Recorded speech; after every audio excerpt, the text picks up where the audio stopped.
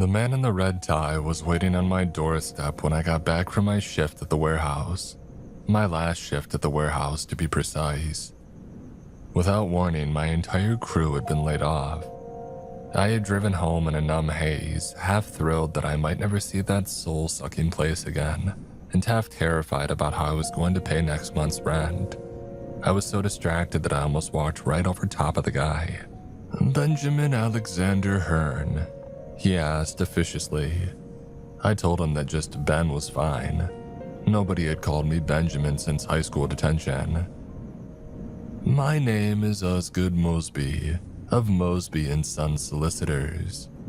The man in the red tie went on. "I have an important message for you regarding the final testament of Jennifer Price. May we speak inside?" Jennifer Price. I hadn't thought about my mother in years.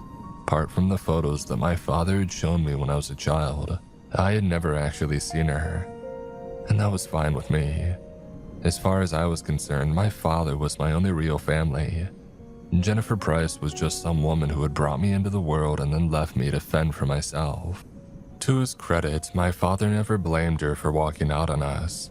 When I asked why she left, he would only shrug and say, "Oh, I'm sure she had her reasons." After a long day of work, he barely had the energy to heat up dinner and play with me for an hour or two before collapsing into bed. And as I got older, I came to understand that the questions that I was asking only caused him pain.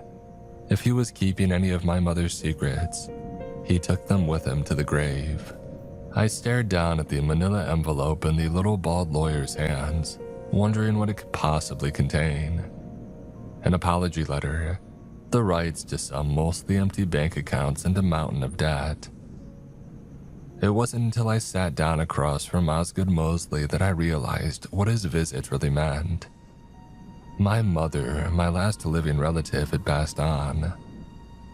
It was a lonely, hollow feeling, and I hadn't expected it to hit quite so hard. "Firstly, Benjamin, let me say that I'm sorry for your loss," Osgood Mosby began. "All these visits are never easy, but we've been entrusted with the execution of your mother's will." The lawyer paused. Something about the situation rubbed him the wrong way, but I couldn't tell what. "As you'll see here," he continued, "her assets are entirely tied up in Weeping Tree Books. Taking ownership of the store is therefore practically a requirement to inherit." I blinked. My mother had owned a bookstore. Stranger still was the address. It was less than a 15-minute drive away. I had always imagined my mother living with some swanky New York art dealer or belly dancing on some hippie commune out west, but apparently she had never left my hometown. Why had she never reached out to us? Part of me wanted to rip the packet and throw it in the trash, but another part was grimly curious to know what had made this bookstore so much more important than her own flesh and blood. Looking through the numbers gave me another reason to hesitate. While Weeping Tree Books wasn't going to make me rich by any means, it would be better than scrounging around for another warehouse job. Osgood waited patiently while I read, and then we signed some papers and he told me that he would be in touch. Something jangled in the bottom of the folder. "The bookstore keys," Osgood explained. "Ordinarily, I wouldn't leave them with you until everything is finalized, but this is hardly an ordinary situation. Enjoy the rest of your afternoon." With that, the lawyer stood, adjusted his tie, and left. As soon as I was sure that he was gone, I bolted to my car and sped across town to a place that I had never heard of. A little shop called Weeping Tree Books. The place wasn't easy to find. It was located in a maze of courtyard shops set back from the nearest street. If I hadn't been looking for it, I don't know how I would have even known that it was there. The other stores included an accounting firm, a nail salon, and a hole-in-the-wall Chinese restaurant. None of them seemed very busy, but I could see right away how the shop had gotten its name. There was a tall, gnarled willow tree in the center of the courtyard.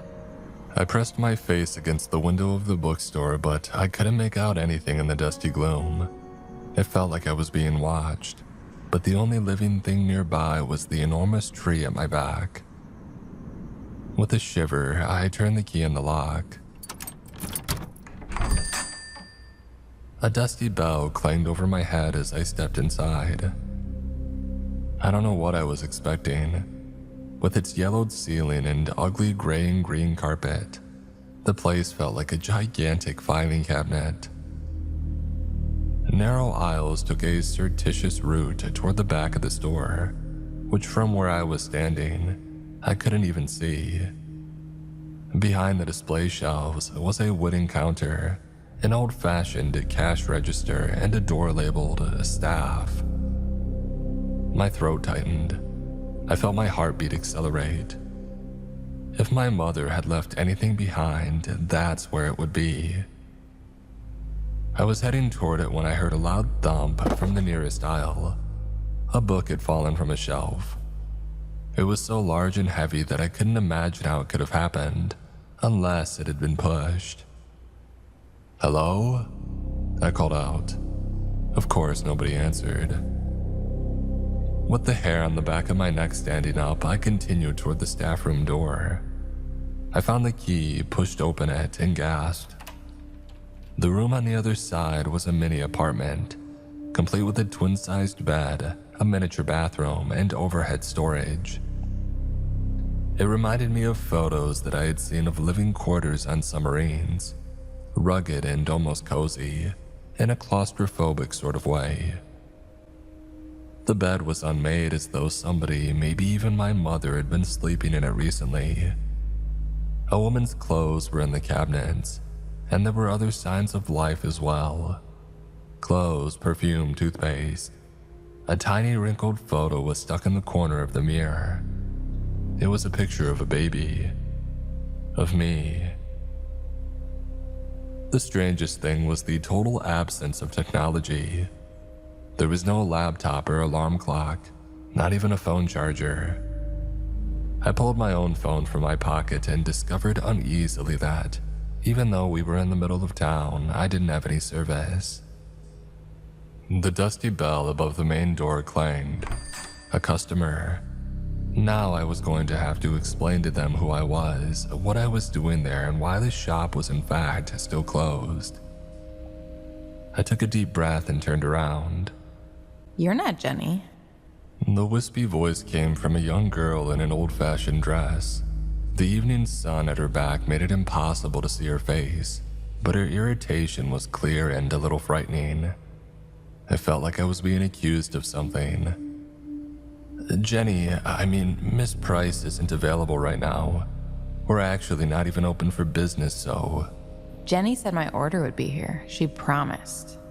The girl took a step toward me and extracted something from the apron of her dress. Something bladed and razor sharp that glinted in the dying rays of sunlight. She had a knife. "I want my order," the girl repeated, shaking with anger. I was about to yell something about how I would call the police if she didn't leave, but my cell wasn't working, and even the fragile-looking child in front of me could do a lot of damage to me or herself with that sharp edge before they got here. I put on my dumbest customer service face and asked if she knew where Jenny usually kept the orders. "Beneath the counter, right there." She pointed, as though I might be too stupid to see it. I bent down and found a shelf labeled "Reserved." There was only one book on it, a secondhand copy of some teen slasher novel from the 90s. I stood to hand it to her, only to discover that she was standing behind me.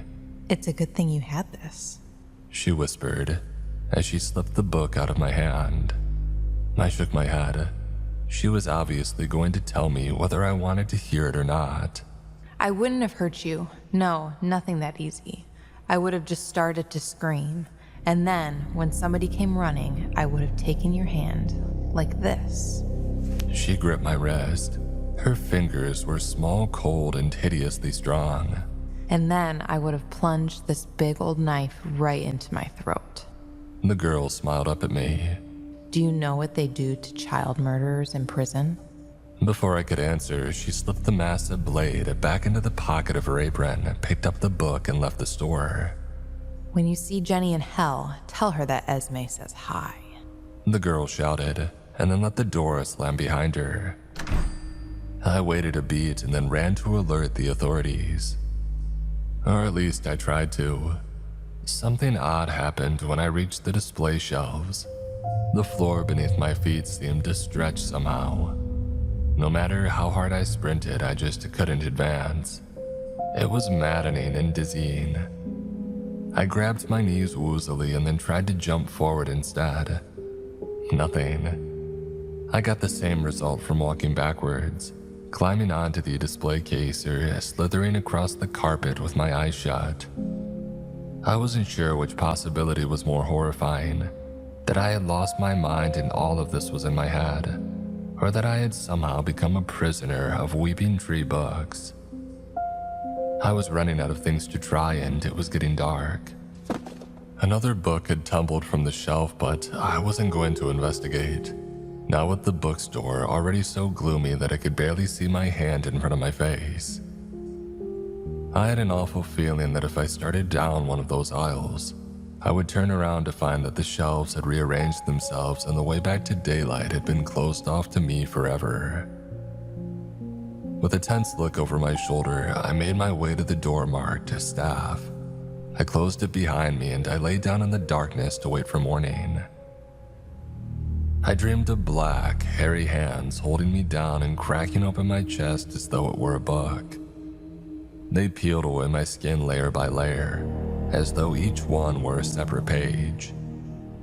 No matter how much it hurt, however, I just didn't have the strength to escape. My eyes snapped open. I had gotten tangled in the bedsheets.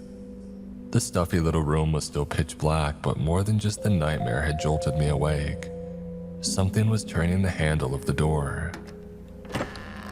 Blinding light flooded into the room. I threw my hands up in front of my face and screamed. "Oh, forgive the intrusion," Osgood Mosley said and adjusted his tie. "Oh, when I didn't find you at home, I suspected where you might have gone. I suppose you've noticed that you're unable to leave." I thought back to the night before, to the ugly carpet extending beneath my feet, like some sort of horrible gray and green ocean. The memory made my empty stomach roll. I groaned and asked Osgood what the hell he was talking about. "Oh, you're the bookkeeper now. The store will not permit you to exit. Right now, I suppose you're imagining yourself tunneling under the floor or breaking out through the ceiling. But whatever you're thinking, I assure you that another bookkeeper's already tried it and failed. The sooner you accept your fate, the better it will be for everyone involved." I didn't want to believe him, but his words carried the weight of a judge's life sentence. If what he was saying was true, all I had left in the world was what I had walked in with. My wallet and keys, a cell phone that didn't work, and the lighter that I still carried, even though I had quit smoking years ago. I clenched my hands into fists and demanded to know how he could have put me in this situation. Wasn't he supposed to be my mother's attorney? "Oh, I never said Jennifer Price was our client," Osgood huffed, sounding hurt. "I said that we've been charged with the execution of her will. In this case, we work at the behest of the Weeping Tree Books Trust Fund. We have a contract with the Chinese restaurant across the plaza. They'll provide you with 3 meals per day and whatever toiletries you need. If there are any other issues, you can inform me when I come by to empty the till each Friday." I fired off one angry question after another, but Osgood just held up his hand. "Oh, I'm really not at liberty to say anything more, although I do suggest that you avoid damaging or angering the store in any way. If you do," the lawyer chuckled, "the expanding carpet will be the least of your worries." I've never been a violent person. Even when things didn't go my way, I was usually able to keep my temper in check. But something about the smirk on that smug lawyer's face made me see red. As I lunged at him, he backed away until he had passed the display case. No matter how hard I swung my fist now, it wouldn't be enough to get at him. The dictionary that I chucked at his head fell at my feet as though I had simply dropped it. "Good luck, Benjamin." Osgood Mosley sighed and then walked out of the door.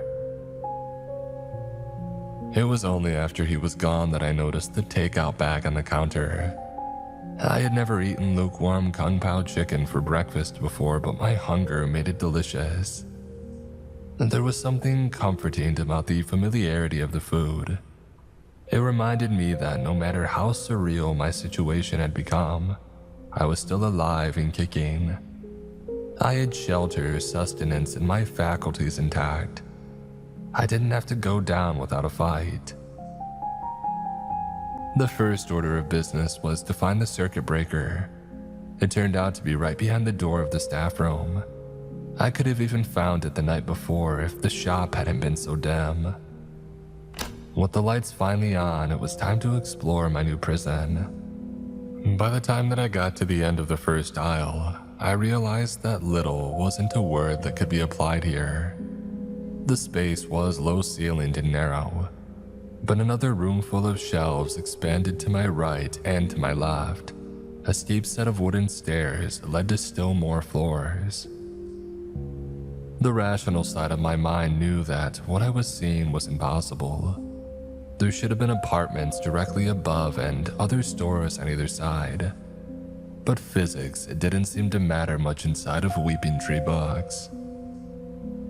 My foot banged against something as I walked. It was the book that had fallen from the shelf the night before. I picked it up and began to read. Benjamin Alexander Hearn didn't know what the little blue book contained, but seeing his own name in it made his stomach queasy. His eyes darted obsessively over the page, completely oblivious to the burning man standing behind him, eager to wrap his charred, bony fingers around his neck.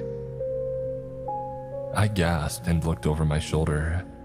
The aisle was empty, but I could have sworn that I smelled charcoal in the air. When I glanced back down at the book, its pages were blank. Maybe, I thought queasily, they always had been. The bell above the door clanged, and I was grateful for an excuse to hurry back to the counter. The freckly, curly-haired guy in the doorway fiddled uneasily with the device in his hand while he waited.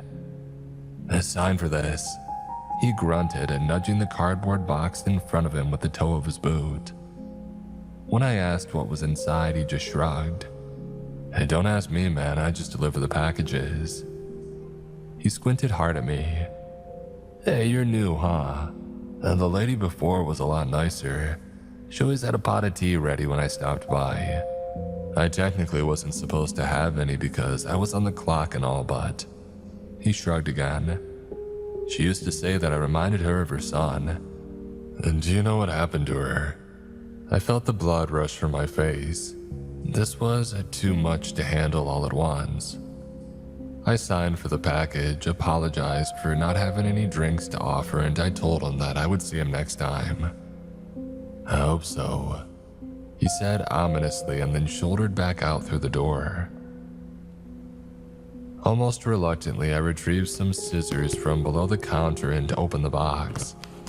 It contained about 24 secondhand books. 2 were marked as special orders. I thought of Esme and her knife and shivered. The rest bore a note in some weird foreign language. As I looked away from the words, however, they seemed to come into focus. It was as though I could only read them from the corner of my eye.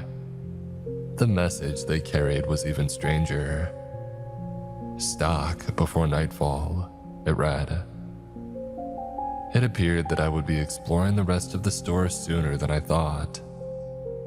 I loaded the books onto the handcart beside the staff room and headed into the depths of the bookstore, making sure to take a different aisle than I had the first time. It was that quick decision, seemingly unimportant at the time, which ultimately saved my life. As I walked, I became aware of a thin red wire running along the floor. It bent and twisted with the bookshelves, turning at random, and I found myself following it. Since I didn't know where I was going, it didn't matter which route I took. What mattered was being able to find my way back. At first, I thought that Weeping Tree was laid out like a normal bookstore. There were sections for romance, science fiction, history. There was even a kids section. The further I went, however, the more obvious it became that my impression had been wrong. The signs above the aisles, nooks, and reading areas became more bizarre. Cryptozoology, non-Euclidean geometry, alternate futures. Some of the labels were in other languages, pictures, and hieroglyphics. I wished I could stop and browse through some of them, but I was too busy looking for a section where the delivery books might fit. They all seemed to be old biographies of saints, although not from any religion that I had ever heard of. Sweat ran down my back, my hands were numb from hauling the handcart, and the lights overhead had started to feel like the sun of some sweltering desert. Most disturbing of all, I was no longer sure exactly how long I had been walking. It felt like hours, but it could have been more. The only thing that I was certain of was the red cable I was following along the floor. At some point, I heard a bang from inside the box. I hadn't hit any bumps, yet a book called The Agony of Saint Honora had toppled over. As I put it back in place, it shuddered eagerly in my hand. Stocked before nightfall, the note had said. I wondered what time it was. I picked up my pace, barely pausing to inspect the signs above the sections that I passed. Aruspice, eschatology. I sniffled. That weird, charred smell was back. There was a sort of haze in the air too, as though the shelves were filling with smoke. The Burning Man. The thought crossed my mind seconds before I saw him, a black shade wreathed in fire. Although the flames around him burned white hot, the carpet beneath his feet wasn't even singed, as though this was a special fire meant only for him. A low groaning sound came from his ribcage. It was a noise that bones might make if they could scream. The Burning Man's back was to me, and I prayed that the wheels of the handcart wouldn't squeak as I snuck past his aisle. I rounded a corner and felt the air clear. I had made it, this time. Another angry bang came from inside of the box, reminding me of what I was doing in the depths of the bookstore. A few minutes later, I finally found a section that I thought might fit. Esoteric hagiography. Wasn't that the study of saints? Better yet, the shelves were only about 2/3 full. There was more than enough room to do what I needed to and get back to the front desk before what? The cover of The Agony of Saint Honora lifted slightly, as though something was bashing against it from below. A wail came from within, one that reminded me of a woman crying in pain.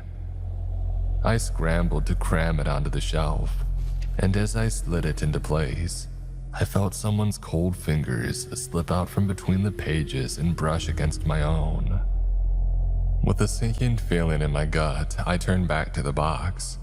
A large tome bound in what I hoped was leather had flung itself free and it was rattling on the floor. Inside of a small white-lace booklet, a chant was growing louder and louder. There were other warning signs too, but none of them seemed nearly as urgent as that unholy chorus.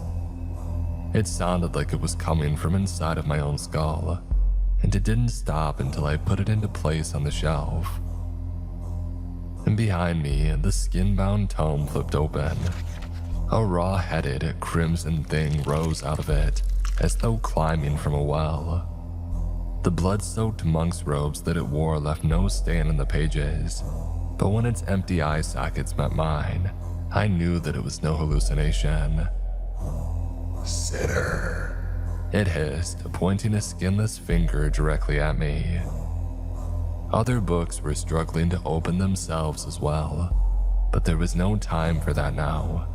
I had to get away while I still could. I glanced over my shoulder and was horrified to see that where there had been an open aisle behind me, there was now only a sealed wall of bookcases.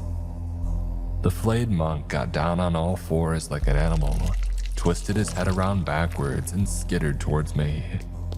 I dived out of the way and crawled frantically toward the book that he had come from. As he charged for a second time, I slammed it shut and watched him disappear into thin air. As I slammed his book into place on the shelf, I read its title, The Flaying of Saint Valak. I shelved the rest of the books, beginning with the most active ones, and by the time that it was done, I was panting from the effort. Who the hell would buy one of these awful things? I wondered, and what might they use it for? The clang of the shop's bell reminded me that I would probably find out soon enough. It also reminded me that I was lost in the depths of the store, so lost that it seemed strange to me that I could hear the bell at all. And then I remembered the red cable. It was there all right, even if it wasn't where I had remembered. The path back to the entrance led through an entirely different set of shelves, and along the way, I saw something that chilled me to the core. At the end of one of the aisles, a man hung by a belt from the rafters. He was skeletally thin and pale. It seemed that the rope had just finished what starvation had already begun. The flesh on his fingers had been chewed off, and although I couldn't have said for sure, it seemed like he had done it himself. The second, I took a step toward the poor man's cadaver, and then I realized what recovering it would mean. I would have to leave the safe zone marked by the red cable and cross 4 more corridors. When I turned back around, would I find only another wall of bookcases? Would I wind up wandering helplessly for weeks or even longer, literally eating myself just to keep the hunger at bay? I turned away from the grisly sight and hurried toward the front desk. Even though it felt like I had walked for hours to reach this section, I arrived at the front of the store in less than 2 minutes. The man at the counter cleared his throat. I looked him over nervously. Goatee, piercings, long-length black trench coat. I asked how I could help him. "I need a cookbook," he whispered. When he saw the look on my face, he blushed and added, "My girlfriend says if I don't start pulling my weight around the house, she's gonna kick me out. I'm fine with anything so long as the recipes are easy." It occurred to me that even a shop like this from time to time would be visited by regular folks. I was about to warn him to be careful not to get lost, but the store behind me seemed to have shrunk somehow. The oddly named sections had vanished, and the culinary nook was plain to see. I pointed to it and watched him shuffle away sheepishly. A few minutes later, the bell clanged again. A stocky gray-haired woman in a puffy pink sweater walked through the door. Unlike the young man in the cooking section, she didn't say hello or acknowledge me at all. She just stared from behind her thick, tortoiseshell glasses. Her glare continued even as she waddled past the front desk. Her neck twisted in a way that shouldn't have been possible, not even for a contortionist. I gulped. This was no ordinary customer. Trying to act casual, I slipped out from behind the desk and I walked into the stacks, pretending to be searching for something. As soon as I was out of the woman's line of sight, I planned to tell the young guy in the trench coat something. I still wasn't sure what, to get him out of harm's way. I was rounding the corner of the second set of bookcases when the woman walked out in front of me. She was breathing excitedly through her mouth, which suddenly seemed much wider than it had been a moment ago. Her head moved toward me even though her body hadn't budged. She ran her tongue over wormy violet lips.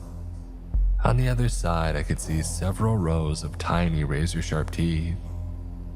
Even without words, I understood her warning. Stay put. Don't interfere.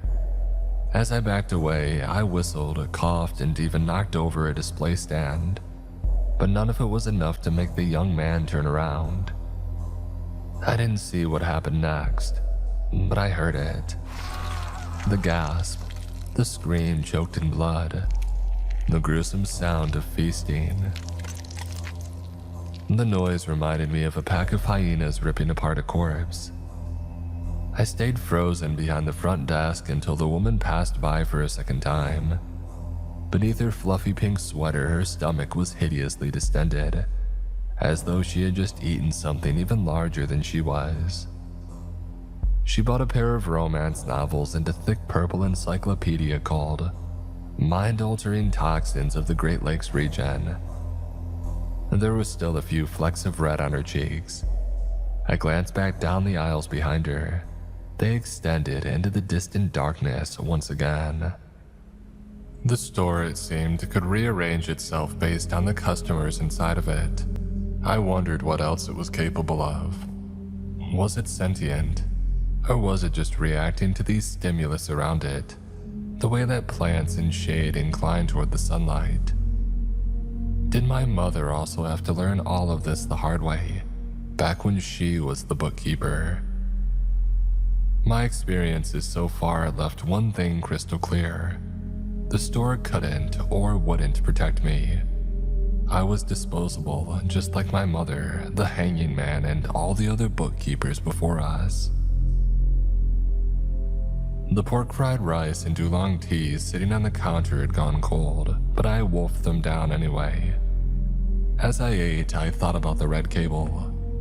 Someone had found a safe path through the store and put it there, which meant that the previous bookkeepers might have other information to pass down. Information which could help me stay alive inside of this nightmare. The idea hit me with the force of a religious revelation. I shoved aside my food and started turning the staff room upside down. I checked beneath drawers, in the pages of magazines, behind the toilet and inside the lampshade, but I found nothing. And then I looked at the mirror, at my own baby picture still tucked snugly in the corner. If my mother had left anything else important behind, it might be connected to the mirror as well. I lifted it gently from the wall. A thin red journal was taped to the back of it. The first page was blank. The second began with a chilling greeting. "Hello, stranger. My name is Eugene Dodd," it began. "And if you're reading this, then I'm already dead. I know I can't make you believe any of what I've written because for all you know, this journal is just another one of the bookstore's little tricks. Not sure what I mean? You must be new here. Until this place caught me on the night of December 17th, 1948. I was a club drummer with a 2-pack habit and a criminal record for theft, which kept me from getting a straight job. I used to walk past Weeping Tree Books every morning on my way back from gigs, and there was always this pretty brunette sitting on a stool behind the front desk. One morning when I was still drunk from the night before, I decided that I ought to go inside and talk to her.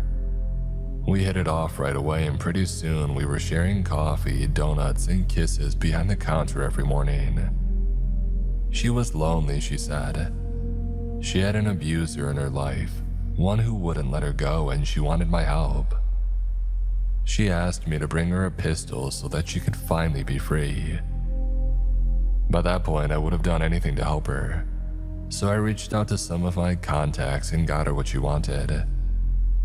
You should have seen the smile on her face when I walked in the door that snowy December morning, opened up my coat and showed her the .38.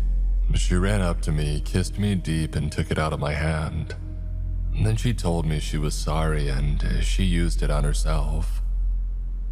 I was in shock.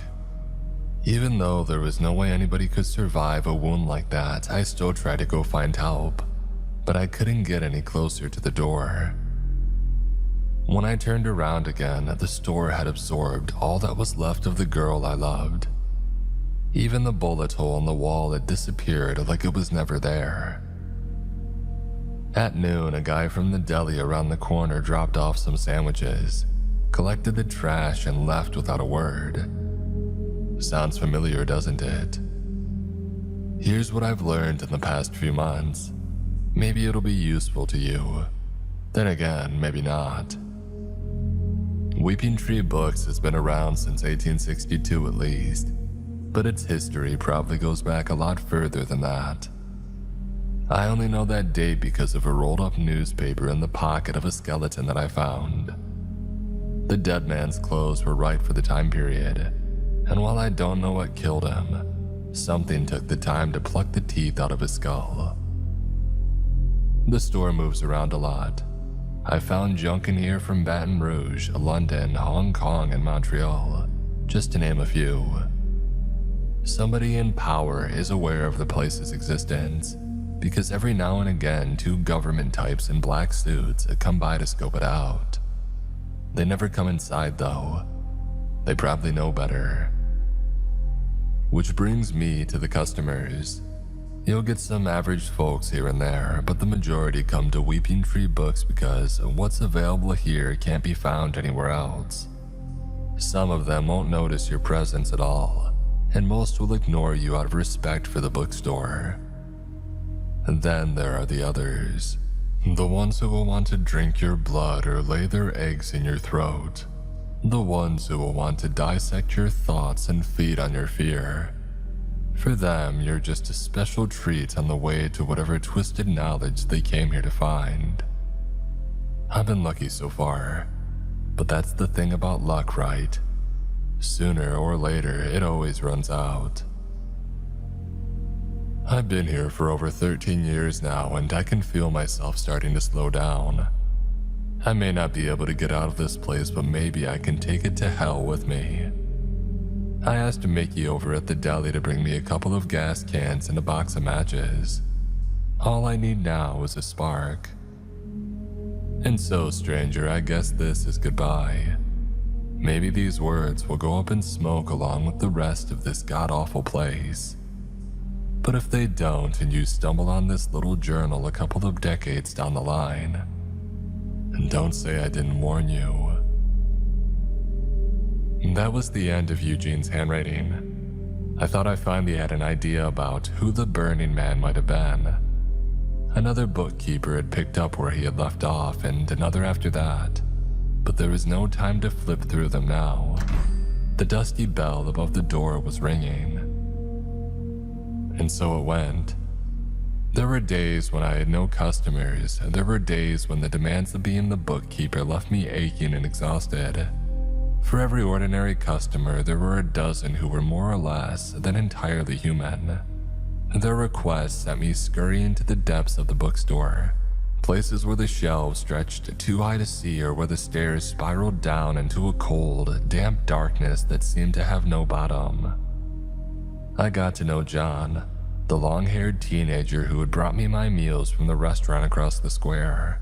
He seemed to understand my situation and offered to cook my meals rather than just bringing me leftovers. After trying his attempts at French toast and spaghetti, however, I decided to stick to the menu.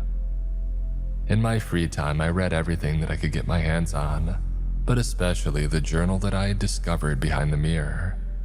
Within its pages, I found a list of the most dangerous customers, along with their physical descriptions and suggestions for how to survive their visits.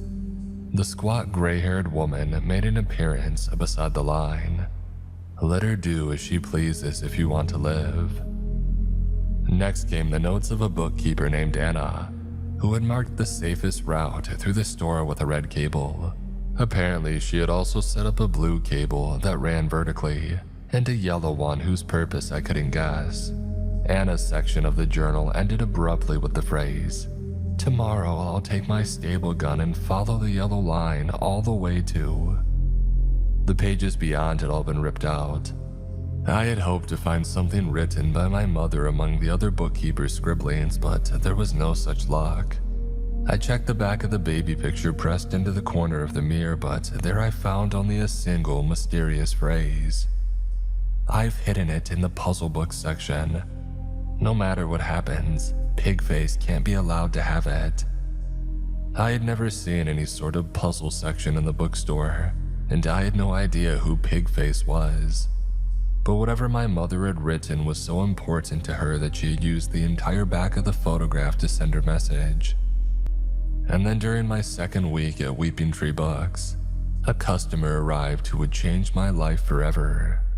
He came in an hour after lunch, and as he walked through the doorway, he smothered the sound of the bell with an enormous hand. Despite his immense size, he moved silently. If I hadn't happened to look toward the front of the store in that precise moment, he could have easily snuck up behind me. He had the kind of bulky, overgrown build that I associated with steroids, but his tanned skin and weather-beaten clothes gave him the appearance of someone who lived on the streets. Weirdest of all was his mask, a pink rubber pig's head that stuck out from beneath his hood. Pig face, I thought, and shuddered.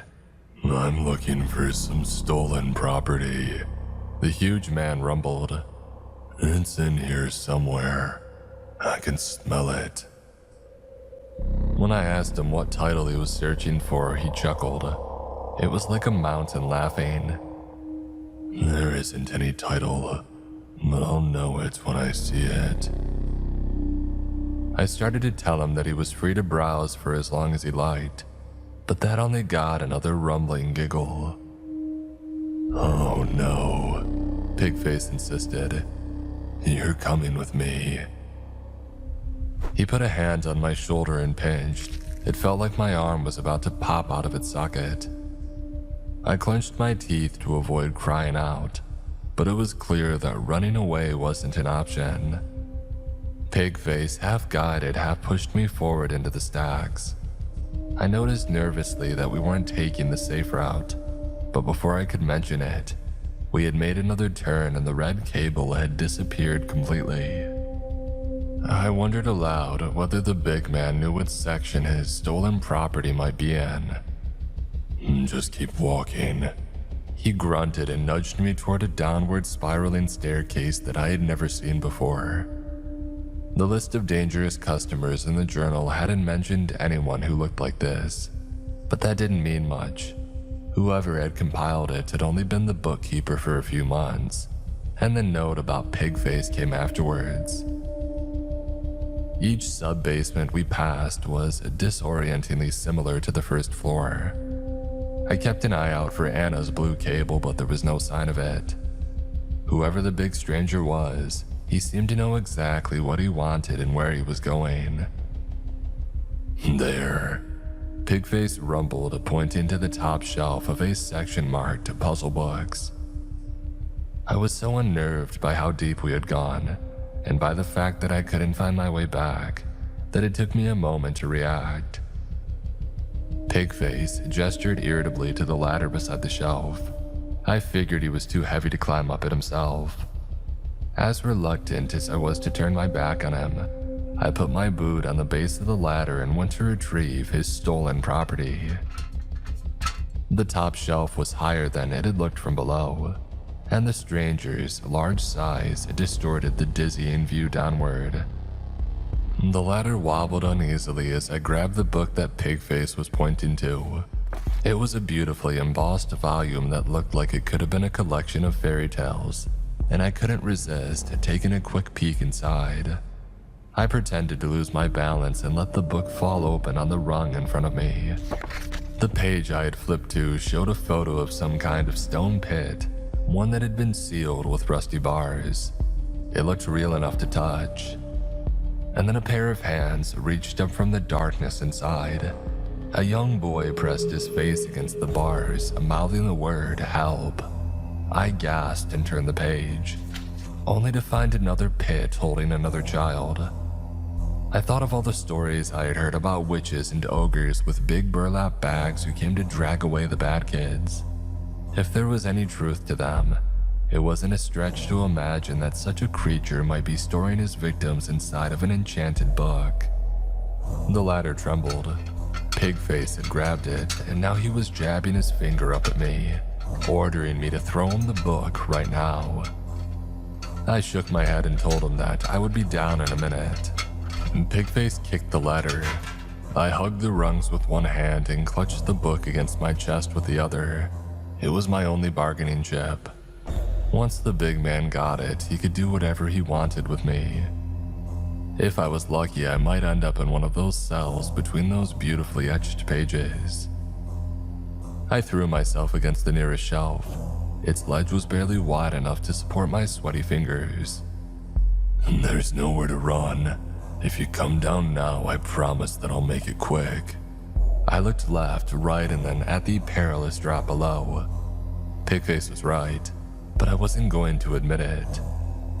I scooted along the ledge while he followed down below, waiting for me to give in to the inevitable. He was too big to climb up after me, but I figured it was only a matter of time before he decided to knock over whatever shelf I was clinging to. And what would happen then? I scrambled diagonally and down, making sure to stay beyond the reach of these strangers' freakishly long arms. My eyes started up to the single incandescent light bulb illuminating this particular nook of the bookstore, and it gave me an idea. I flung the first hardcover I grabbed at the bulb, and when it shattered, I leapt to the floor in darkness. A shower of other books tumbled down behind me, but I didn't hear any sounds of pursuit as I crawled around the corner and got to my feet. I couldn't even hear the big man's breathing. Where had he gone? A hand clamped down on my face. "Bet you didn't know that I can see in the dark."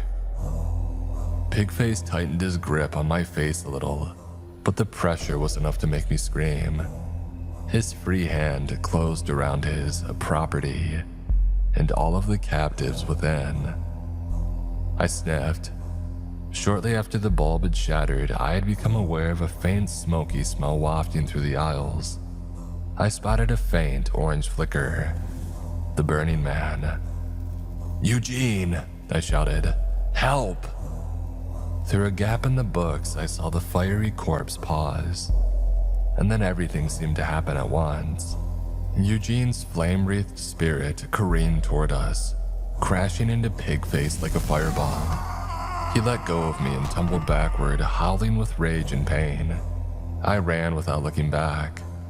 I could hear the shelves reorganizing themselves, trapping the big man in its depths. The store wasn't protecting me, I realized. It was punishing Pigface for his disrespect. I spotted a staircase to my right, but I didn't dare to take it, not without knowing where I was first. The sounds of Pigface's struggling grew fainter. I slowed down and concentrated my energy on searching for the blue cable, the one that Anna claimed she had used to navigate between levels of the bookstore. 4 staircases later, and I finally found it. I followed it to its meeting point with the red cable, and then back to the front desk of Weeping Tree Books. I slammed the big man's volume onto the counter and opened it, this time from the beginning. That charred smell made me look up before I had even begun. Eugene stood at the far end of the aisle holding something in his hand. He flung it toward me and then walked back into the stacks, leaving behind only a smoky haze and a flickering orange glow. After he had gone, I approached and retrieved it. It was a key. Its tip was black as though dyed by ink, and the sight gave me a mad, impossible idea. And then again, these photos of caged pits, these children trapped between the pages of a book. Wasn't that just as crazy? Maybe an insane problem demanded an insane solution. Working fast, I flipped to the first picture that showed one of those awful prisons. A padlock was clearly visible beside the bars. I lowered the key toward it and felt it sink into the page. I twisted it in the lock and then did the same for each cage on the following pages. I was rewarded by the sight of scampering feet and grinning faces.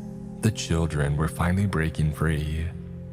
At any moment, I expected to see Pigface emerge from the depths of the store, covered with hideous burn wounds and roaring for vengeance, but the bookshop stayed silent. It had swallowed him, just like it had swallowed so many others. I knew that I might never learn the truth about how my mother was ensnared by Weeping Tree Books, or what happened to her afterwards. But after so many years of bitterness, I finally felt at peace with her memory. I had fulfilled her last request, one that she had entrusted me to find in spite of the nightmarish circumstances. In a few hours, John will come by with some egg rolls and shrimp fried rice. I'll read a few more chapters of The Long Goodbye, and then crawl into bed before it gets dark. I've learned the hard way not to wander around the store at night. Tomorrow, I'll begin my search for Anna's yellow cable and the missing pages of Eugene's journal. There's no guarantee that it will lead to an escape from Weeping Tree Books, but I've got all the time in the world to find out.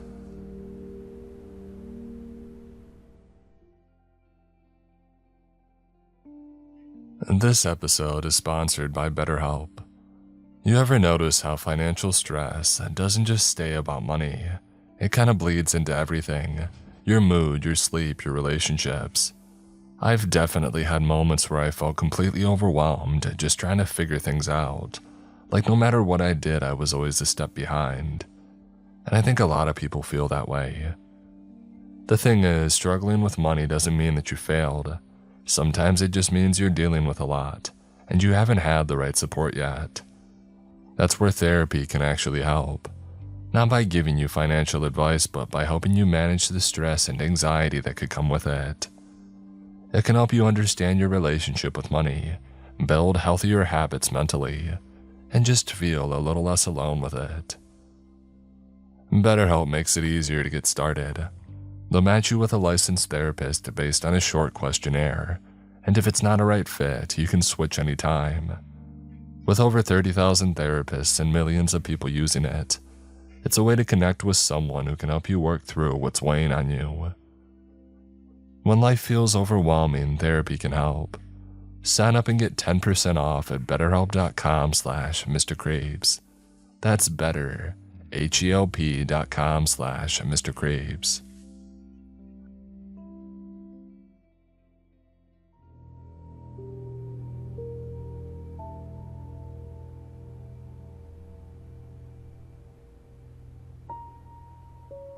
Whenever a new client walks into Weeping Tree Books, I've learned to just smile. Ignoring people can be seen as a dangerous lack of respect, but drawing attention to yourself by talking can be even more deadly.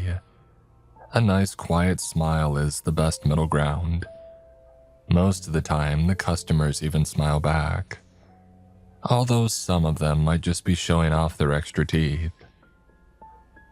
Occasionally, people come in for a gift or something to read on vacation. Others are just curious about the little courtyard bookshop with a willow tree out front. I do my best to watch out for those ordinary folks while they're here. If the shelves start to rearrange themselves or the signs above the aisles turn strange, I gently call their attention in the opposite direction. Most of the time, I just make something up. Did you know about the special 30% off sale? Are you a member of our exclusive book club?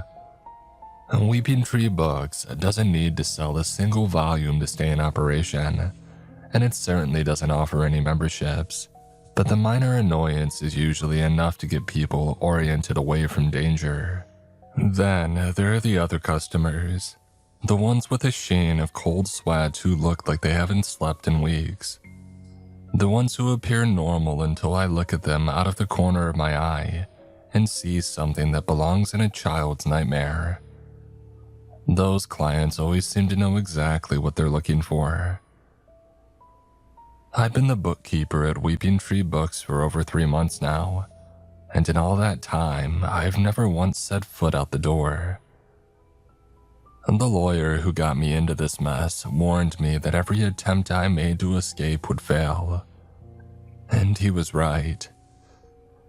My predecessor, Anna, ran color-coded cables along the floor of the bookstore to show which paths were safe. I had hoped that one of them, the yellow one, would show a path out. As I followed it, however, I noticed something disturbing. The ceiling seemed to be getting lower as I went. The aisles grew narrower, and even the books themselves were smaller. When I banged my head against a light fixture, I couldn't deny it any longer. I was being led into some sort of tunnel. 20 minutes later, I was crawling on my knees. The volumes lining the shelves around me were as small as post-it notes. I was slithering on my belly when the corridor finally opened up into a larger room, and that's where I found the bodies. One woman and 2 children. Their clothing was from another era, but their wounds were so fresh that they might have been butchered only moments before. The cuts had been made by a small blade and maybe a pocket knife, and I could still see the shock and fear in the poor boy's wide, glassy blue eyes. The woman was clutching something in her hand, a heart-shaped locket that held black and white photos of herself and another man. EKS read the initials beneath her name. ALM read his. Whoever ALM was, his body was nowhere to be found in the gruesome menagerie around me. Meanwhile, the aisle up ahead was even tighter, and unlit by a single light bulb. As I approached, I would have sworn that I felt a warm, moist wind, like someone's breath blowing out of it. I wasn't going to follow the yellow cable a single step further. Even if freedom was on the other side, I knew that there was no way I could force myself to move ahead into that narrow, suffocating, hungry darkness. Since then, I've accepted my fate. I told myself that I get 3 warm meals a day and a place to sleep, and that there are plenty of people who do worse work for a lot less. I could have gone on believing that forever, if it hadn't been for a girl named Amy. I met her a few days after Thanksgiving. It was a slow afternoon with no deliveries to stock and a cold rainstorm battering down in the courtyard outside. Even the willow tree looked miserable.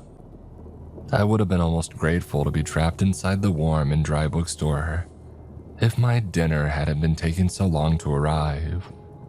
John Wei, the teenage fry cook at the Chinese restaurant across the plaza, was the one who had provided my meals. He was usually so on time and prepared that I'd never even considered what might happen if one day he just didn't show up.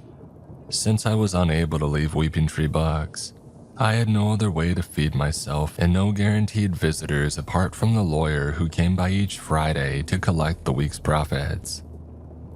I caught myself glancing over my shoulder at the stacks, something that I usually tried not to do, especially if I felt like I was being watched.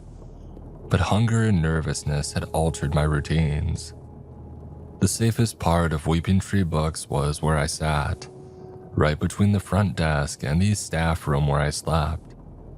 Yet I found myself pacing the aisles, flipping irritably through one cheesy romance novel after another. Where the hell was John? Someone cleared the throat behind me. Startled at first, I relaxed when I turned all the way around. There he was, a slicked back black hair, a mischievous smile, and a steaming plastic bag of Chinese takeout in his hand. Finally, I sighed. I was starting to get worried. The words died in my throat as I realized that I hadn't heard the dusty bell above the front door ring as John walked in. Whatever was standing in front of me held out the bag of food and smiled even wider. It hadn't blinked once. I backed away slowly and it matched my speed. I turned to run and it opened its mouth wide. And the dusty bell above the bookshop door clanged. I blinked. There was no uncanny duplicate of John Wei lurching toward me, opening its mouth constrictor wide to swallow me whole. Either I had imagined the whole thing or whoever had walked into the store had just saved my life. Ben? A tense female voice called out. This is for you. John's sick. He asked me to bring your dinner over. With her red nose and puffy eyes, the girl standing at the front desk wasn't exactly a picture of health herself. She set a bag of food down on the counter, stepped back a good distance, and sneezed into her scarf. Now that I was over my shock, it was clear that I was looking at a slimmer, more feminine version of John. I'm Amy, the girl explained. John's older sister. I nodded, completely forgetting to say thank you. It took me a moment to realize that Amy hadn't waved goodbye and left. She was still watching me curiously, hands stuffed into her pockets while she rocked on her heels. So, long shift, huh? She commented, looking at the empty bookstore and the ticking clock above the staff room door. The longest, I grinned. Sometimes it feels like it'll never end. I fumbled for something to say and then added, I didn't know John had a sister. That got a laugh. Oh, we might look alike, but we don't exactly get along, and besides, I was away at college until recently. Amy blushed, suddenly looking like she would have preferred to be almost anywhere else. Well, see you around, I guess. I spiced up your dinner a bit. I hope you like it. With a final sneeze into her scarf, Amy hurried back out into the rain. I wasn't sure what she had done to my chicken, but it was the best thing that I had eaten in weeks. As I stared into the darkness of the staff room that night, I found myself hoping that it would take John a while to recover. The next day dawned less rainy but just as gloomy. I was disappointed to find that Amy had left my breakfast on the doorstep earlier that morning. I told myself that she must have woken up early to get a head start on her college work. It was better than the possibility that she was avoiding me. Around 11, a large shipment of botany guides arrived and had to be stocked, which meant that I had missed Amy's lunchtime visit too. Then in the afternoon, a customer had arrived who drove John's sister from my mind completely. He was bald and well-built, wearing a brown leather coat and jeans that looked like he had just bought them off the rack. He gave me a brief nod when he came through the door, and he headed directly to the depths of the shop. That set off my alarm bells immediately. If there was one thing that I was sure of, it was that the further one ventured from the front desk, the stronger the strangeness became. I hurried after the guy to warn him, only to find that he had disappeared. Unlike most of the other ordinary clients, the guy seemed to know the layout of the place already, but when he still hadn't reappeared after 2 hours, I started to get worried. It was a relief when I finally heard his quick steps coming down the aisle, but I did wonder what he had been up to for so long back there. Find what you were looking for? I asked. Not today, the guy shrugged, and then left without another look back. Not today. It was an odd comment, most of all because it implied that he would be back. Weeping Tree Books rarely had repeat clients, although whether that was due to amnesia of the shop or just due to the fact that there wasn't much in stock for regular humans, I couldn't have said. Half an hour after the man in the leather jacket left, there was another odd occurrence, one that might have meant everything or nothing. A 20-something redhead in a black overcoat entered the plaza, walked around it in a slow, deliberate circle, and then left. He might have been lost, but he wasn't following the navigation on any phone, nor did he ask anybody in the nail salon next door for directions. I couldn't shake the feeling that his weird behavior and the man in the brown jacket were related, but I had no idea how. I was still mulling it over when Amy arrived with my dinner. Once again, she hesitated before walking out the door. Sorry I left in such a hurry yesterday. It's just when we started talking about school. Amy took a deep breath. The truth is that I quit. The work, the pressure, it was just too much. Everyone is kind and sympathetic in telling me to take my time, but I can tell they're disappointed. My parents, they had so much invested in me, you know. And now... Hey, at least you're not stuck working in a bookstore for the rest of your life, I offered. I guess it's true. There are always worse places you could be. Amy perked up. Have you got any recommendations?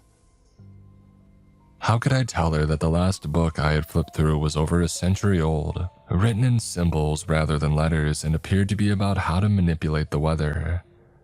And before that, I tried to find some relaxing images of nature in a photo guide for the modern hunter.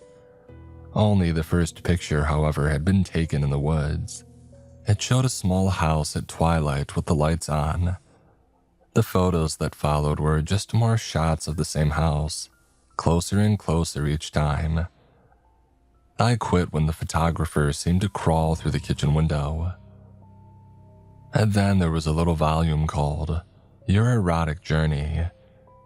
And the short stories it contained were always uncannily similar to whatever the reader was fantasizing about at the time, which would have been great if it wasn't for the dreams. They were lush, vivid, and followed the stories exactly, apart from their gruesome endings. For weeks afterwards, I woke up shivering, my head full of beautiful faces, with ink-black eyes and the lingering sensation of my limbs severed one by one while I was still alive. "Nope," I replied to Amy's question. "Nothing comes to mind." It was the beginning of our friendship. From that day forward, Amy stayed and chatted for a while whenever she dropped off my meals. I wasn't sure what she saw in me, but I was grateful for the company. Maybe I thought she just needed somebody outside of her family to talk to. When my mother Jennifer was a bookkeeper, she had kept a hot plate and a kettle of tea for visitors. I tried to live up to her tradition, but apart from the occasional friendly delivery driver, I hardly ever had any visitors. Amy's presence made that December a happy and hopeful time for me, or at least as happy and hopeful as any time can be in a place like Weeping Tree Books. Knowing that we would see each other again made my daily grind more bearable, but all that daydreaming also distracted me, making me overlook things whose importance I wouldn't understand until it was already too late. The man in the brown jacket returned often, and each visit was longer than the last. After he gave me the slip for a second time, however, I gave up on trying to follow him or discover what he was doing. And there was something familiar, too, about the young red-headed guy who would stop to stare into the display window for a few minutes, but I barely noticed him. I had more bigger things to think about, and the most urgent was, how was I going to tell her? It was clear from the way that Amy snuggled close to me while we talked and brushed her fingers against mine that we were becoming more than friends. What would happen if she wanted to go see a movie together or take a walk in the park? If I had told her the truth, she would think that I was insane. If I stalled, she would eventually get tired of waiting and move on. The turning point came on Christmas Eve. Amy had brought over a string of colored lights and asked if she could put them up in the bookshop window to make the place more festive. I agreed, and not wanting to admit that I was unable to walk past the display shelf to help. She was still working when the man in the brown jacket strode out of the door, as businesslike as ever. Suddenly, Amy paused. "What is it?" "I think I know that guy," she muttered. "From my PhD program. No, it can't be. Jacob wouldn't be caught dead in a leather jacket." Until that moment, I hadn't realized that Amy had been just as elusive about her time at college as I was about my work at the bookstore. What had she studied? Why had she quit? That night, when she came back with a 3-course meal and a bottle of wine to share in the glow of the festive lights, those questions were the last thing on my mind. Amy wound up spending the night with me. I made up all sorts of excuses to justify why I was allowing her to stay without warning her about the bookstore's dangers, but the simple and selfish truth was that I wanted her more than I cared about the potential consequences. We drifted off to sleep in each other's arms and woke to the sound of crying outside the door. "What's that noise?"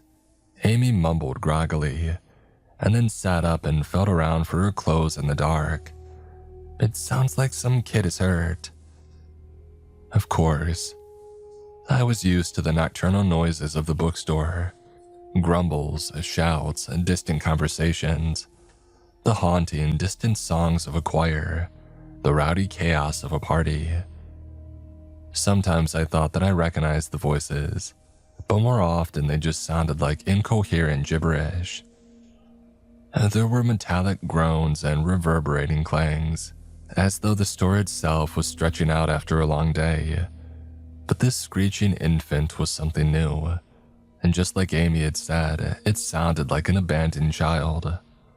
The staff room was pitch dark, and I didn't realize what Amy was doing until I heard her zip up her sweater. "Hey, where are you going?" I whispered. "There's a kid in trouble out there," she grunted. "We've got to do something." I tried to argue that the noise was coming from the apartments up above, and that she couldn't possibly be hearing what she thought she was hearing inside of a closed-down bookstore. But Amy refused to listen. "When John was little, I went out to the backyard while I was supposed to be watching him. I'm not even sure why I did it, but when I got back, he had knocked a glass bowl onto the floor and sliced his foot wide open. He was bawling his eyes out just like that. You can stay if you want, but I'm going." While I fumbled around for more excuses, Amy found the light switch and opened the staff room door. It was around 3 a.m., the blackest hour of the night, and the concrete plaza outside was covered by a fine layer of snow. The crying seemed to be coming from 2 or 3 aisles away, and Amy was already hurrying toward it. A heap of white sheets lay between the shelves. Something wiggled underneath. "Amy, stop!" I hissed, grabbing her wrist. She had dragged me halfway down the aisle toward the pile when the wrongness of the whole thing finally seemed to dawn on her. The bookstore's eerie yellowish lights, the lateness of the hour, the presence of that squirming bundle, with no sign of how it had come to be there or why. Whatever was beneath the blanket must have noticed our presence as well. After a few more half-hearted cries, it had stopped whimpering. It was waiting for us to come closer.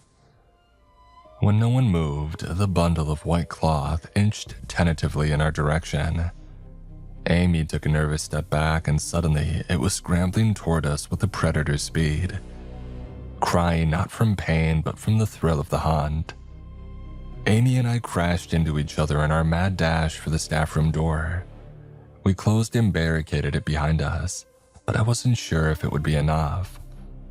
I usually survived the nights in Weeping Tree Books by laying low and not drawing attention to myself, not by having some sort of defense system.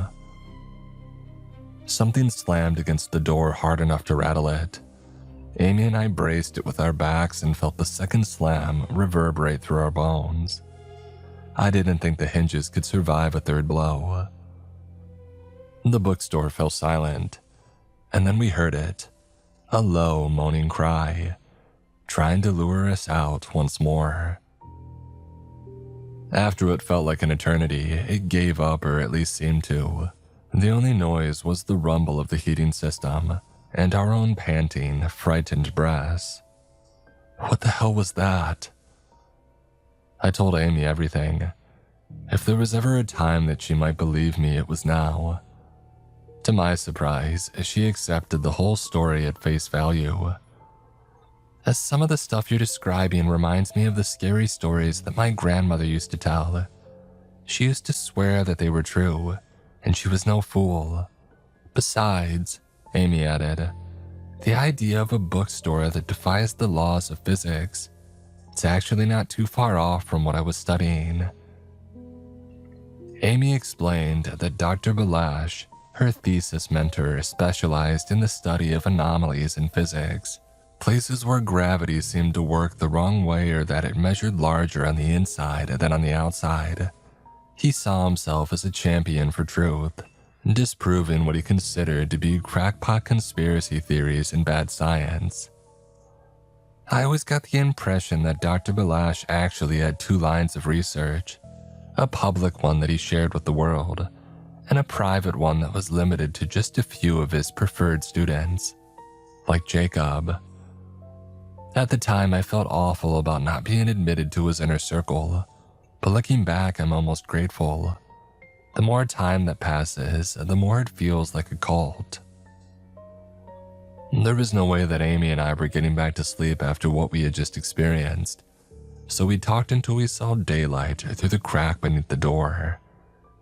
When Amy yanked it open, I held the chair at the ready just in case. But there was nothing on the other side apart from an abandoned white sheet and some fresh, fingernail-sized scrapes on the door. "If you don't want to come back," I told Amy, "trust me, I understand." "Are you kidding?" Amy shook her head. "This is the most incredible thing that I've ever seen, and it was right across from my parents' restaurant all along." For an awful moment, I feared that the store would trap Amy on her way past the display case, just as it did for me. But then she was out in the snowy plaza waving at me through the cheerful lights that she had hung up in the bookshop window. She headed back toward the restaurant to get to our breakfast, and I put some water in the kettle for our tea. I was about to turn the hot plate on when all hell broke loose. The dusty bell swung wildly as a boot crashed into the front door of Weeping Tree Books. It was the man in the brown leather jacket with a gun pressed against Amy's head. The young red-headed guy followed after him, along with a short-haired woman in round spectacles who I had never seen before. "Jesus, Jacob," Amy screamed. "What the hell are you doing?" The man called Jacob gestured at me with his pistol. "Do as you're told and nobody gets hurt," he snapped. I lifted my hands. The whole thing felt unreal, like I was playing a part in some old movie. "There isn't much in the till," I informed him, "but you can have it all." The redhead and the woman in the glasses looked at each other and laughed. "Money? You think we're after money?" Jacob jabbed his pistol toward the interior of the bookstore. "There's stuff in there that's worth more than all the silver and gold in the world combined. But you know that already, don't you? I want you two lined up 10 feet ahead of me on the blue cable. We're gonna take a little stroll. If one of you tries to run, I shoot the other. How's that for a deal?" I followed Jacob's orders, trying to arrange my thoughts. Although our captor made a big show of waving the pistol around, I could tell from the tense and practical way that he held it that he wasn't used to firearms. He was, however, aware of the blue cable that served as a guide through the dark fathoms of the bookstore. I wondered how much more he knew. Before long, the plaza outside the window disappeared from view. Wherever Jacob was taking us, I had a feeling that it would be a while before we got there. How long had his last trip into the bookstore last? 6 hours, even more. "Did Dr. Balash put you up to this?" Amy had asked. And Jacob answered right away, forgetting his own orders to keep silent. "Balash," he snorted. "You've got to be kidding me. He's been hoarding information on places like this for years, and he never once considered how useful it might be. When I think about all the hours that I spent under his thumb, calibrating instruments and doing research that would never see the light of day, well," Jacob smirked, "all that wasted time did have one benefit. I met you." "What are you talking about?" Amy demanded. Places like this leave an electromagnetic residue that Dr. Balash's tools are designed to measure. You didn't notice, but when you walked into his office for the first time, all the gauges went off the charts. Otherwise, I never would have been able to convince him to admit you into the program." Jacob laughed at Amy's stunned silence. "What, you thought you made it into a top physics program at a top university on merit alone? The only thing Balash and the rest of us wanted from you was this location, and now we've got it." He waved his pistol around as though trying to reassert his authority. "Now keep walking."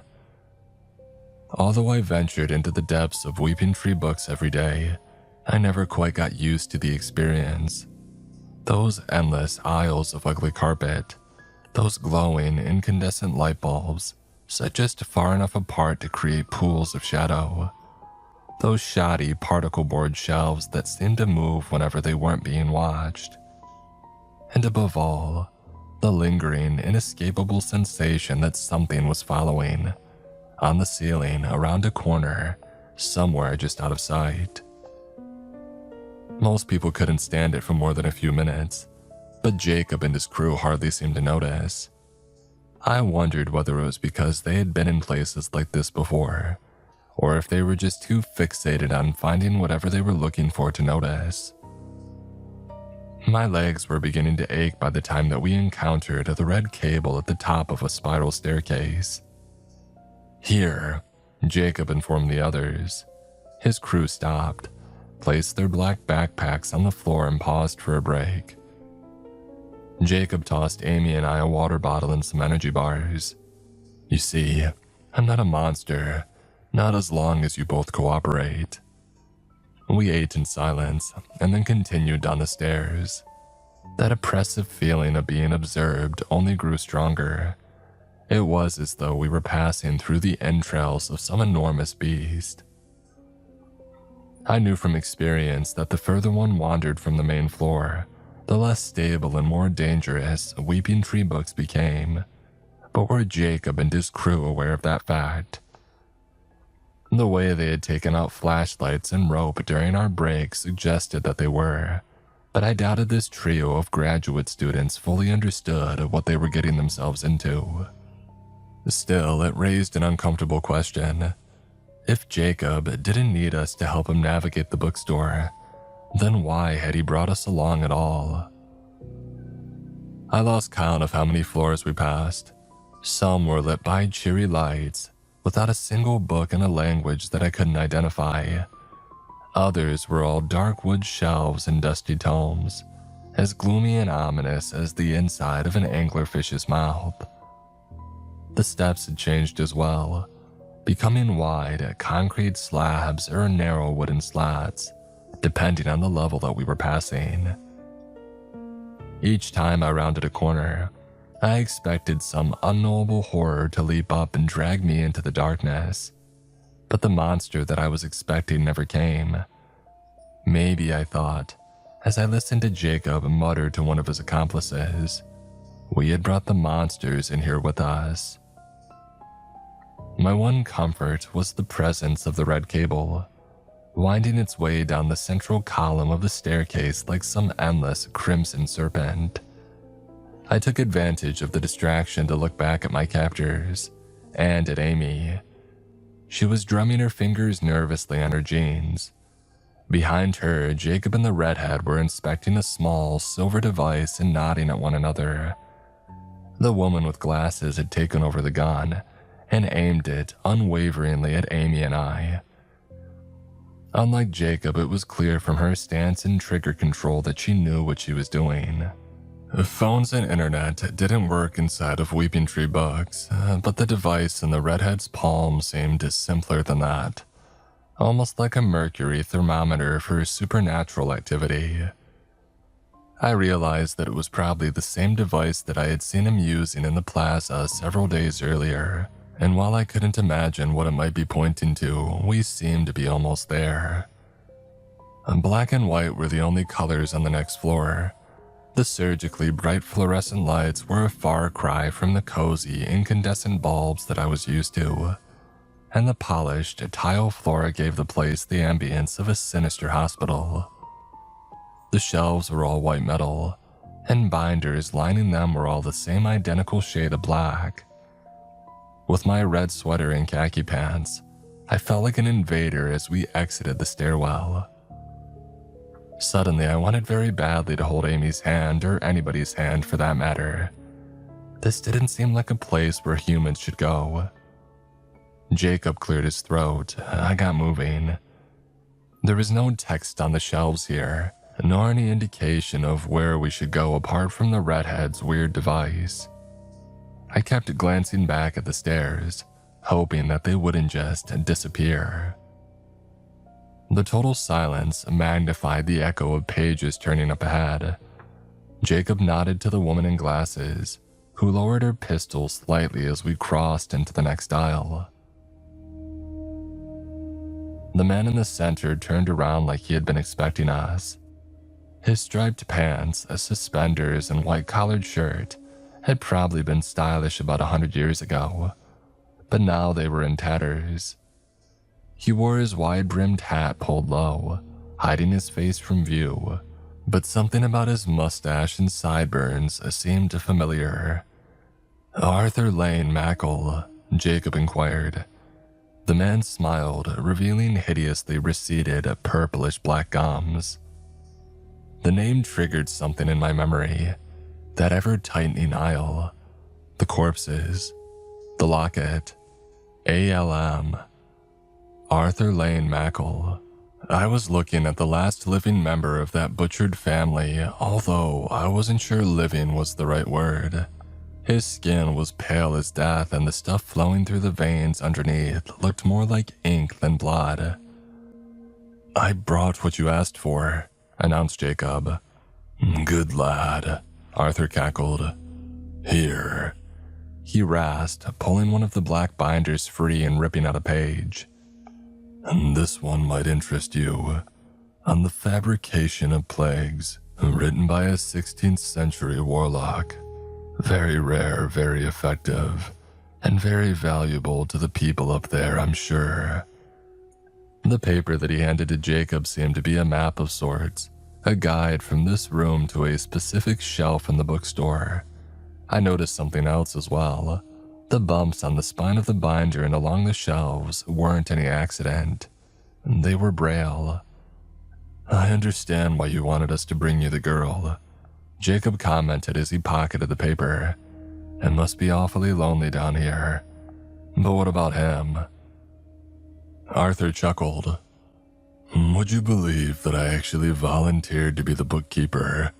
I was 26 and the Great War was on, and we couldn't risk the enemy gaining access to the anomalous places like this one. I thought that I had the stomach for it. I even moved my family in here with me. I thought that one little bookstore couldn't possibly be worse than the battlefields that I had seen in France. But I was wrong." Arthur circled around to me. "Something about this place brought my memories to life.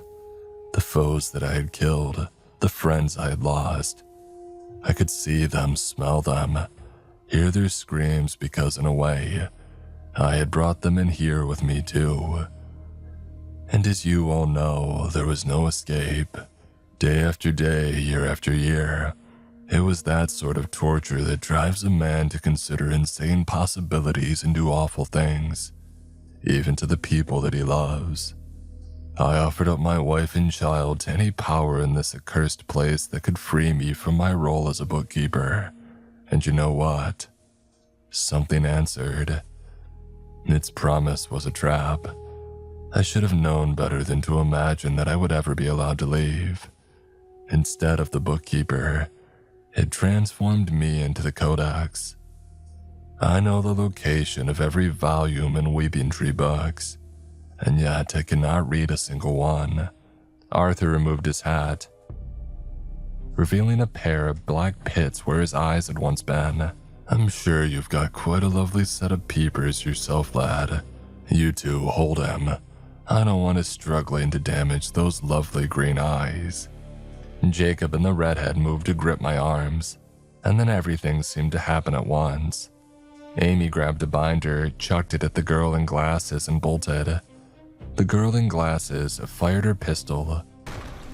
Her shot went wide and hit the thing that had once been Arthur Lane Mackle in the gut. A viscous black liquid, like ink, oozed from his wound onto the tile. But the Codex barely seemed to notice. He was focused on me and acquiring the pair of eyes that he had been promised. Before the girl in glasses could reestablish her aim, I dashed in the opposite direction from Amy.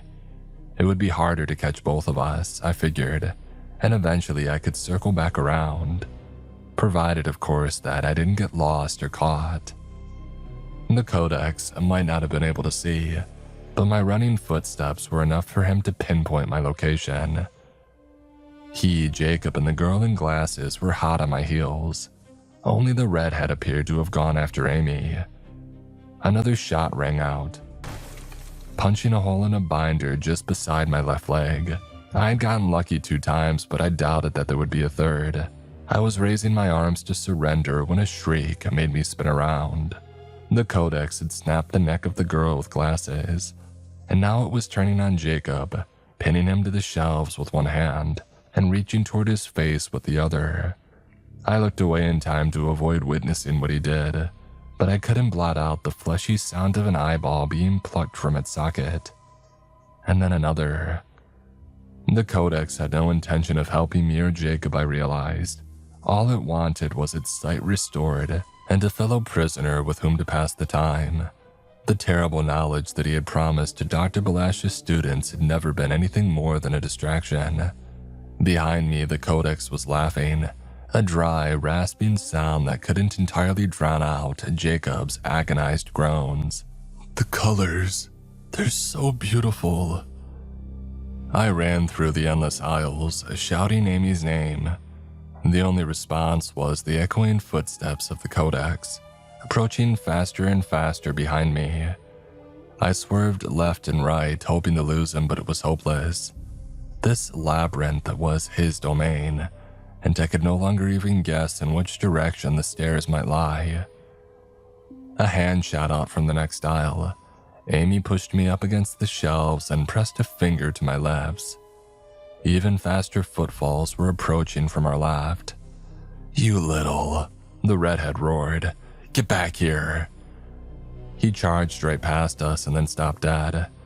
He had come face to face with the Codex. There were sounds of a scuffle of fists and boots connecting with flesh. It ended with a strangled cry. Amy was already pulling me in the opposite direction. "I found something," she whispered. "Come on." Another right, another left, and then I saw it. A torn-off yellow cable dangling from a shaft in the wall. I thought back to Anna, the bookkeeper who had first placed the cables into her final torn-out journal entry. She hadn't been following the yellow cable to the exit. She had been following it to the Codex, hoping that even as a captive of the bookstore himself, he might know a way out. It was possible that I really hadn't imagined the sensation of something breathing at the other end of the narrow tunnel during my own escape attempt. He might have been there all along, waiting eagerly for another chance to steal a pair of eyes. "I know where this leads," I told Amy, "but I should probably go first, just in case." We took one last look around the black and white maze of Weeping Tree Books' record room. The quiet was unsettling. Where had the Codex gone? Was he still busy with what was left of Jacob and his crew? I heaved myself up the cable and into the claustrophobic space, which was about as wide around as an air duct. Dragging myself forward into the dark with a single arm outstretched, I felt like a foolhardy caver. What would I do if I got stuck or if the space closed in around me? I bent around a spine-cracking corner and finally saw light at the end of the tunnel. I recognized the room ahead and those 3 innocent victims as freshly dead as if Arthur Mackle had killed them only a few minutes before. As I scrambled free of the narrow space, I could hear Amy still struggling in the tunnel behind me. I warned her not to look too closely at the room that she was about to see. She had just rounded the hairpin turn when her eyes widened. Without warning, she slipped backward. "He's got me," Amy yelped. I grabbed her arms and pulled. Amy screamed, caught in a painful tug-of-war, one that I knew I would lose. I could feel the muscles in my legs starting to give out. The Codex had more hateful strength in a single hand than I had in my whole body. And then, with a snap and a grunt, Amy slipped free and came crashing out onto my chest. I almost didn't want to inspect the damage. What if her foot had been torn off, or worse? A bruising, bloodied handprint covered Amy's bare ankle, but the only thing missing was her sock and sneaker. The Codex didn't come crawling out of that awful tunnel after us. probably because he was a prisoner of the records room, just as I was a prisoner of the rest of the store. A fact which made me realize exactly how much Arthur Mackle's bitter sacrifice had cost him. Rather than being trapped for one lifespan in the bizarre bookstore, he was trapped for eternity in a single room, a room that up until now he had been unable to even see. "Are you all right?" I asked Amy. "No, but I'll live." Amy limped to a standing position and draped her arm around my shoulders. Side by side, we limped back to the front desk of Weeping Tree Books.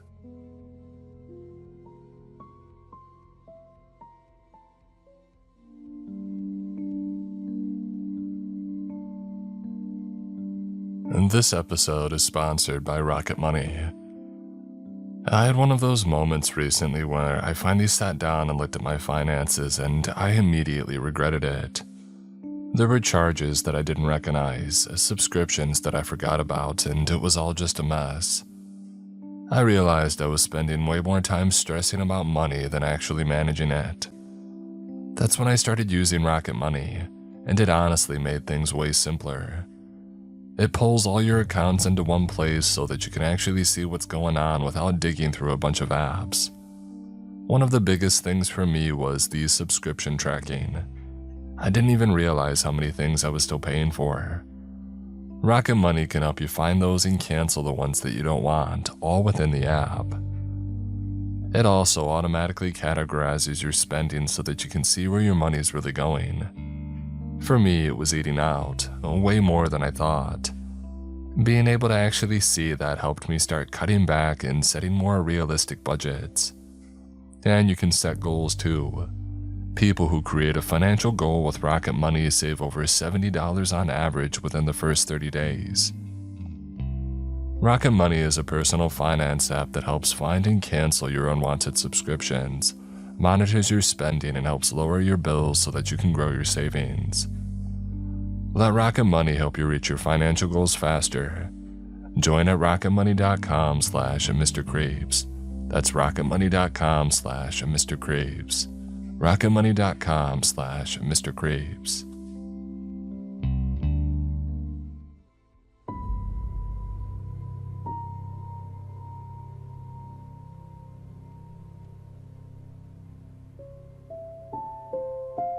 I've been thinking about whether to do this for a long time, and not because I'm worried about what happens to me. The office will not come for me because the office does not work that way. The most effective classification system ever invented is not a locked file cabinet or a server behind a firewall. It is the certainty that anything I say publicly will be dismissed as fiction. I could describe every job that I've ever worked in exact detail and post it on the internet, and the result would be that a few thousand people would read it, and most of them would assume that it's made up. That is the security model. Public disbelief. It has never failed. For the past 8 years, I have worked for a division of the federal government that doesn't have a public-facing name. I call it the Office. On paper, it operates under the Department of the Interior. In practice, it answers to a small interagency committee that I have never met and communicate with only through my handler, a woman named Delia Marsh. My job, if it had a title, would be something like containment or recovery specialist. In plain language, I find things the government created or caused or allowed to happen, and I deal with them before the public finds out. Before the office, I spent 12 years as a wildlife management officer for the state of Wyoming. I tracked problem animals in the backcountry, wolves that killed livestock, mountain lions that wandered too close to subdivisions, bears that had lost their fear of humans and needed to be relocated or put down. And I was good at it. I was good at finding things in difficult terrain that did not want to be found. The office recruited me because they needed that skill set for targets that were not animals, or were not entirely animals, or were not animals anymore. I am going to tell you about 3 jobs, 3 incidents, 3 mistakes. The details are exact. The locations are real, though I have changed some names. The things that I saw are described the way that I saw them, without exaggeration. And these are not the worst jobs that I've worked, and they are not the strangest. And they are the ones that I think about the most, the ones that come back to me in the quiet moments. Here is how the work operates. I get a call from Delia. She gives me a location and a briefing, which is usually short because the office often doesn't know exactly what it is sending me into. I drive to the location, I assess the situation, I contain whatever needs containing, and then I report back. The office will send a cleanup crew if one is needed, and then I leave. The incident is filed into a system that I do not have access to, and life moves on. I live alone in a rented house outside of Casper, Wyoming. No wife, no kids, and no close friends. The work doesn't allow for it. Not because the office forbids relationships, because once you have seen what I have seen, you can't sit across a dinner table from somebody that you care about and pretend that the world makes sense. You can't send a woman a good morning text and then drive to a valley in Utah where the cattle have stopped moving and something that is not cattle is standing among them wearing their shape. The two realities do not fit inside the same life. I'm telling you all this because I think people deserve to know, even if knowing will not change anything. Even if the only thing it changes is the way you look at a stretch of empty highway, or a fenced-off parcel of federal land, or a road that has been closed for repairs that never seem to end. Here are my stories.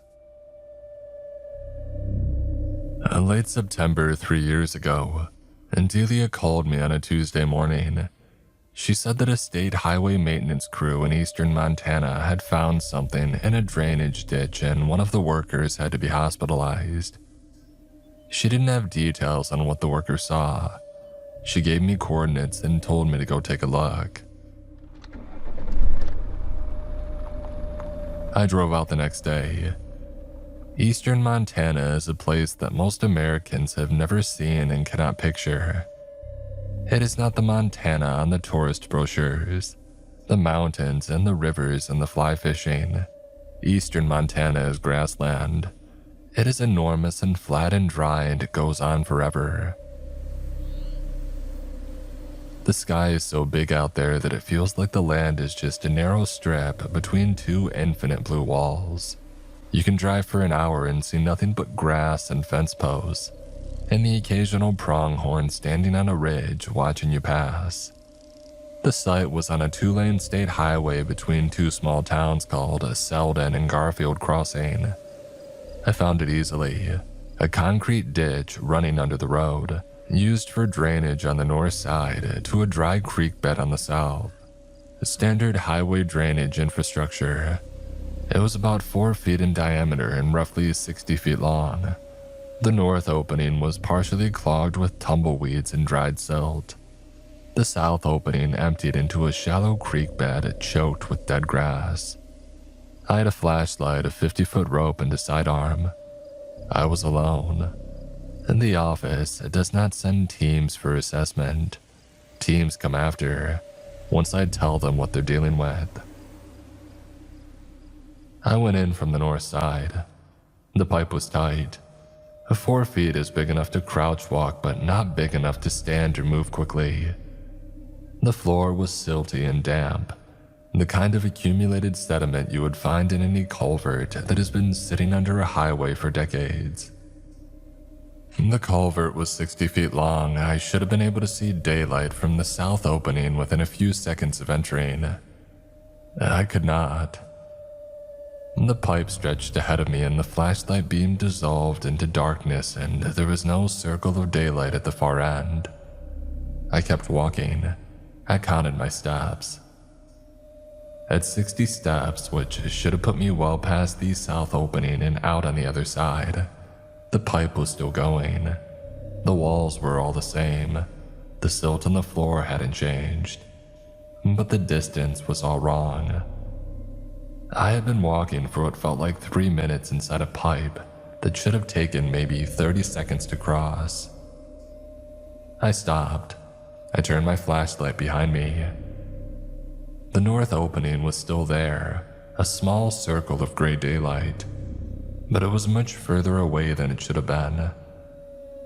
I had entered a 60-foot culvert and I had walked at least 150 feet and I was still inside of it. Now I want to be clear about something. I am not describing a magic trick. I'm not describing a hallway that stretches or a room that changes size. This culvert was concrete. It was real. It was physically longer on the inside than it was on the outside.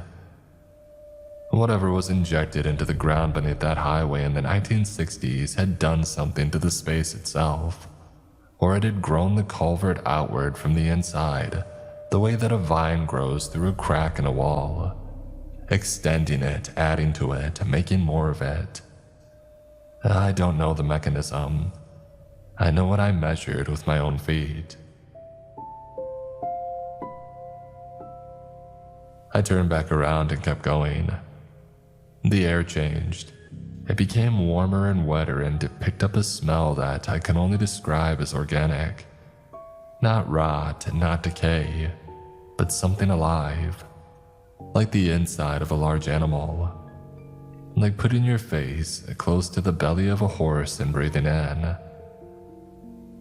The concrete walls were no longer clean. They were coated in something dark and slick that caught the light from my flashlight and gave it back in a dull sheen. I did not touch it. The silt on the floor had been replaced by a substance that was softer, that compressed under my boots and sprang slowly back. It had the texture of wet muscle. And then my flashlight found what the highway worker found. In the center, roughly 200 feet from the entrance of the 60-foot pipe, there was a mass of biological material. I'm choosing my words carefully here. It was tissue and it was alive. It was growing out of the walls and the floor and the ceiling, fused with the concrete the way that a tree root fuses with a sidewalk over decades. It was dark red and vascular. I could see veins running through it, thick ones, pulsing with a slow rhythm that I could feel through my boots. It was warm.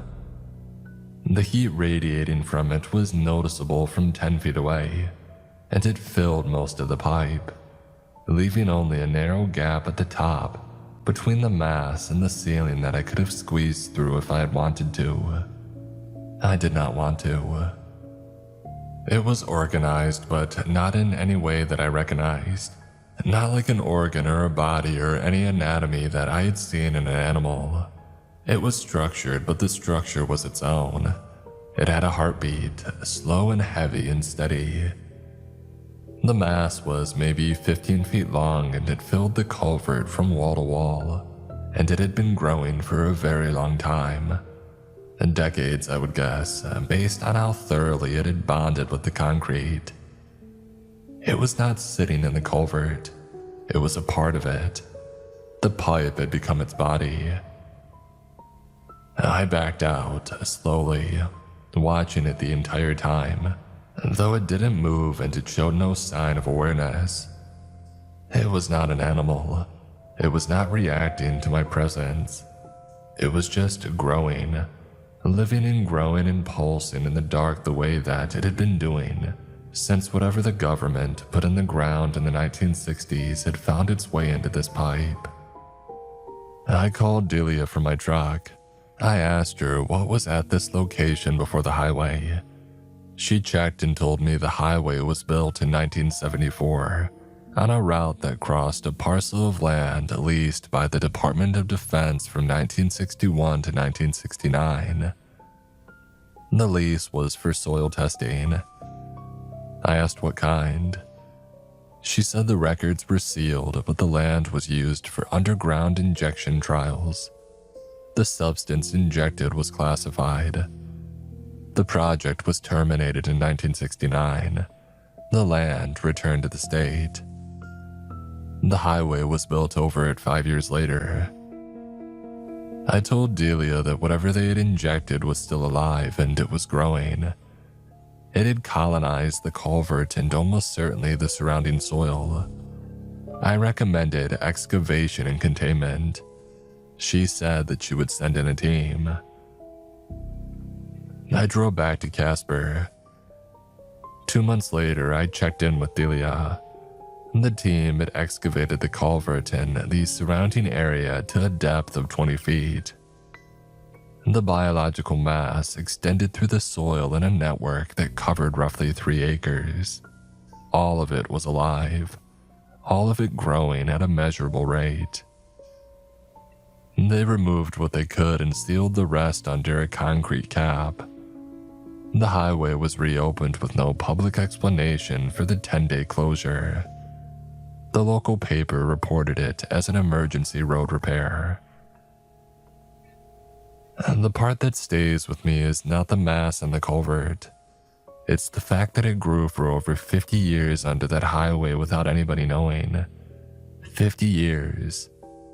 Every car and truck that drove over that stretch of road between Selden and Garfield Crossing was driving over something alive. Something with a beating heart. Something that was fused into the concrete and spreading slowly outward through the Montana soil for half a century. And if a highway worker hadn't crawled into a drainage pipe to clear some tumbleweeds, nobody would have ever known. I think about that sometimes. How many culverts are there in this country? How many miles of highway are built over old government land? How many underground spaces where something might be growing right now, in the dark where nobody's looking? I try not to think about it too much. The hardest part of this work is not the danger, it isn't the isolation, it's the knowledge. Once you know that the government buried something alive under a highway in Montana in 1969, you can't unlearn that. You carry it. Every highway you drive on, every stretch of fenced-off federal land you see from a car window, you wonder, what's down there? What's been done here? What was left behind? Here's the second story. Mid-July 2 years ago, Delia called and told me that a rancher in west central Utah had reported a problem with his cattle. The rancher's name was Boyd Sutter. He ran about 80 head of beef cattle on a grazing lease in a broad, dry valley between 2 mountain ranges. The valley was accessible only by a single unpaved road. The nearest town was Callaway, population maybe 200, a former mining settlement that existed mostly as a waypoint for ranchers. The valley was public land in theory, but so remote that nobody went there except the occasional hunter.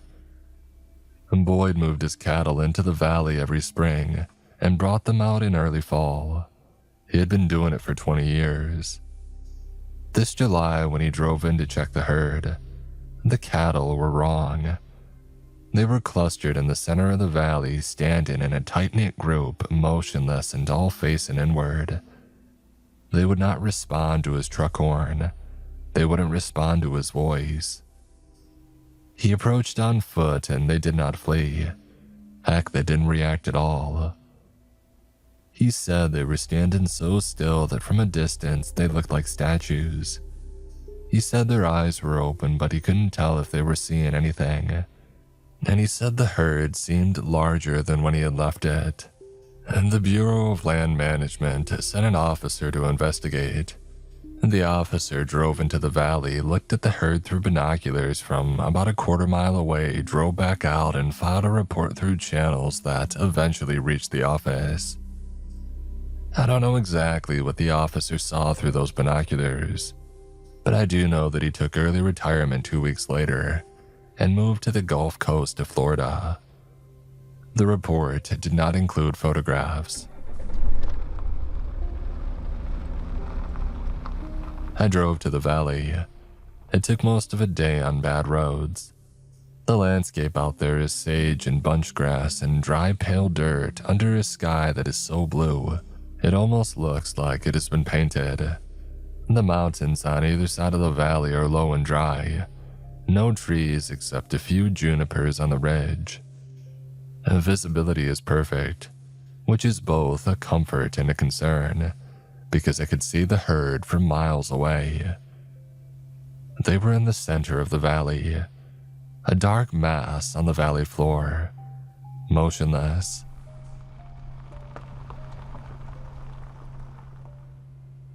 I stopped my truck about a half-mile out and I lifted my binoculars. I counted. There were more than 80. I reached 112 before the bodies at the center of the cluster became too tightly packed to distinguish individually. Boyd runs 80 ahead. There were at least 30 extra animals in that herd, possibly more. I drove closer about a quarter mile. The cattle were standing in concentric rings, all facing inward toward the center of the formation. Their bodies were pressed close, shoulder to shoulder, flank to flank. I could not see them breathing. I got out of my truck. I walked toward the herd. The valley was perfectly still. No wind, no birds, no insects. The air was hot and still, and the only sound was my boots on the dry ground and the faint creak of my gear. The cattle did not react to my approach. I got within 100 yards and I stopped. Something was wrong with them beyond the stillness. It took me a moment to identify it. The cattle in the outer ring looked normal, like standard range cattle. Red and black and brindled hides, heavy bodies, the typical proportions you see in any beef herd in the western states. But the cattle further in, the ones in the second and third rings, they were different. Their proportions were off. Their legs were slightly too long. The bodies were a little too narrow. Heads the right shape but set too far forward on the neck, angled down, as if they were staring at the ground instead of looking ahead. The difference was subtle in the second ring, and by the third ring, though, it was obvious. In the innermost cattle, the ones that I could barely see through the press of bodies, they didn't look entirely like cattle anymore. The shapes of them were close and the size seemed to be right, but the proportions were wrong in a way that my brain registered as deeply and fundamentally incorrect. Like a drawing of a cow made by something that had seen a cow from a distance but had never stood right next to one. I understood. The extra animals were not Boyd's cattle, they were something else. They had joined the herd and grown within it, or been produced by whatever was happening in that valley. And they were shaped like cattle because cattle was what surrounded them. They were mimicking the form, filling in, blending. And the real cattle were frozen in their rings, standing motionless and facing inward, held in place by whatever was at the center of the formation. The thing they were all looking at. The thing I could not see because the press of bodies was too tight, and I would have to walk into the herd to reach it. I wasn't going to walk into that herd. I went back to my truck and I called Julia. I told her that the herd seemed to be compromised. I told her that there were organisms in the valley that were assuming the physical characteristics of the cattle and integrating into the formation. I told her the real cattle appeared to be immobilized but alive. I recommended the entire herd be destroyed and that the valley be permanently closed. Delia asked me what was at the center, the thing that they were all facing. I said that I didn't get close enough to see. She asked if I wanted to go back with the team and I said no. I said that whatever was in there had put over 100 large animals into a state of total paralysis, and I wasn't really interested in finding out what it did when a human walked into the middle of it. and Delia said that she would send a team. And the team went in 2 weeks later, 6 people including armed personnel and a veterinary specialist. The team leader radioed a report at 11 in the morning. He said they were within 50 yards of the outer ring. He said that the cattle were still motionless. He said they were going to try to push through the formation to reach the center. And that was the last communication from the team. A recovery unit went in the following day. The herd was still there. The cattle had not moved. The team's vehicles were parked where they had left them. Their equipment was found on the ground. Their radios were in the dirt. There was no sign of the 6 people who had walked toward the herd the day before. No bodies, no clothing, no drag marks. Nothing. They were simply gone. The office quarantined the valley. They closed down the road, fenced the access points with government signage, and they filed paperwork as a grazing lease revocation due to persistent drought conditions. Boyd Sutter was compensated for the loss of his herd at market rate and signed a non-disclosure agreement. He moved to Price and took a job at a feed store. He does not talk about the valley. And the valley is still closed. As of the last satellite imagery that I've seen, the herd is still there. Still standing there in the center of it and still motionless, facing inward. The formation hasn't changed in 2 years, and they're still standing exactly where they were when I first saw them, as if they're waiting. For what, I don't know. Nobody knows. The office has decided not to find out. Delia told me later that the valley was used in the late 1970s for a series of atmospheric dispersal tests conducted by a joint military-civilian research program. A substance had been released over the valley, multiple dispersals over a period of about 3 years.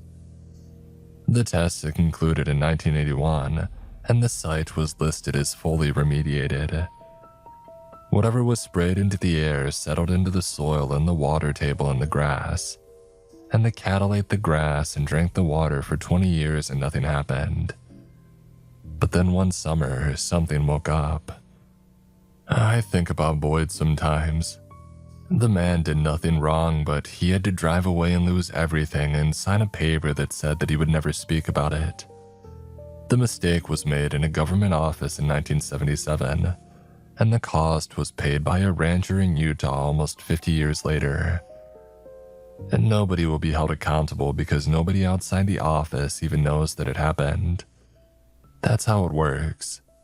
That's how it always works.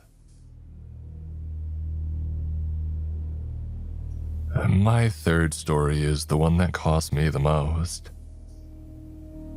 In March of last year, Delia's briefing was longer than usual, which is never a good sign. When Delia talks for more than 2 minutes, it means the situation has layers to it. She told me the office had been monitoring a property in Harney County, Oregon for almost 2 years.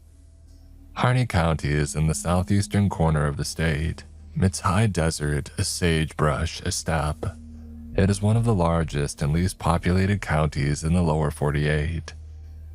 The landscape is vast and flat and empty, a way that makes eastern Montana look crowded. You can drive for an hour on a county road and not see another vehicle.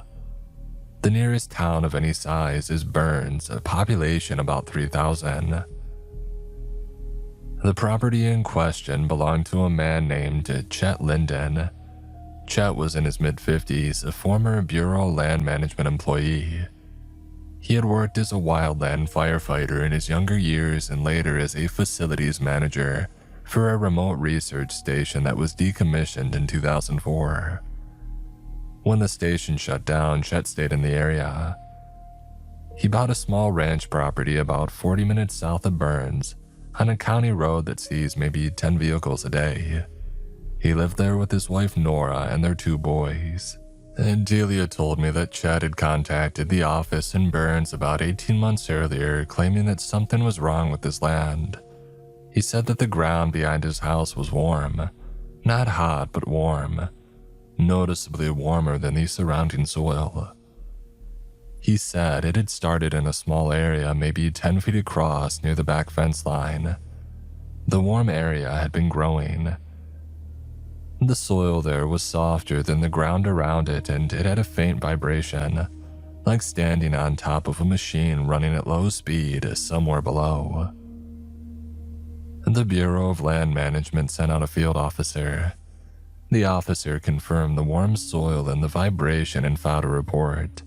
Somebody at a federal agency cross-referenced the location with old project records and found that Chet's property sat on the boundary of a site used from 1967 to 1972 for deep well injection experiments conducted by the Department of Energy.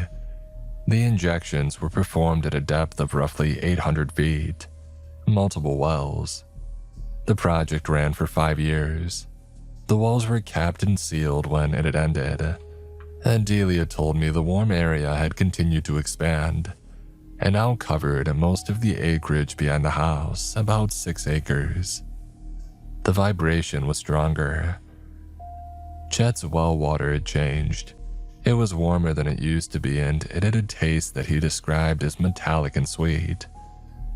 His wife Nora was having persistent headaches, and the younger boy, who was 12, had started sleepwalking.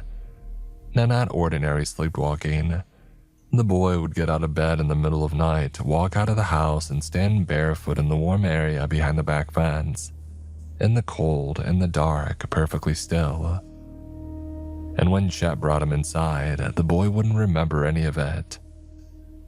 Adelia said the monitoring data suggested the subsurface activity was intensifying. She did not define what that meant. As she sent me to assess whether the family needed to be relocated and whether the site needed active containment.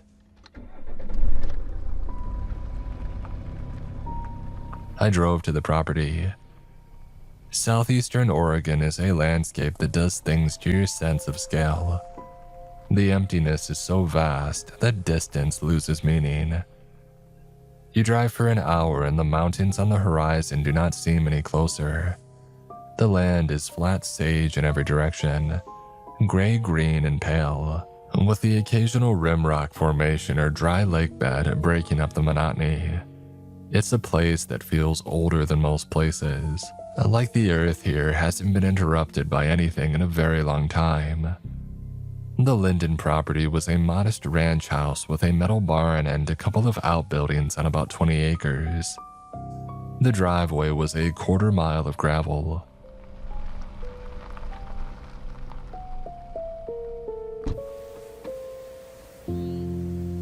When I pulled in, Chet was on the front porch.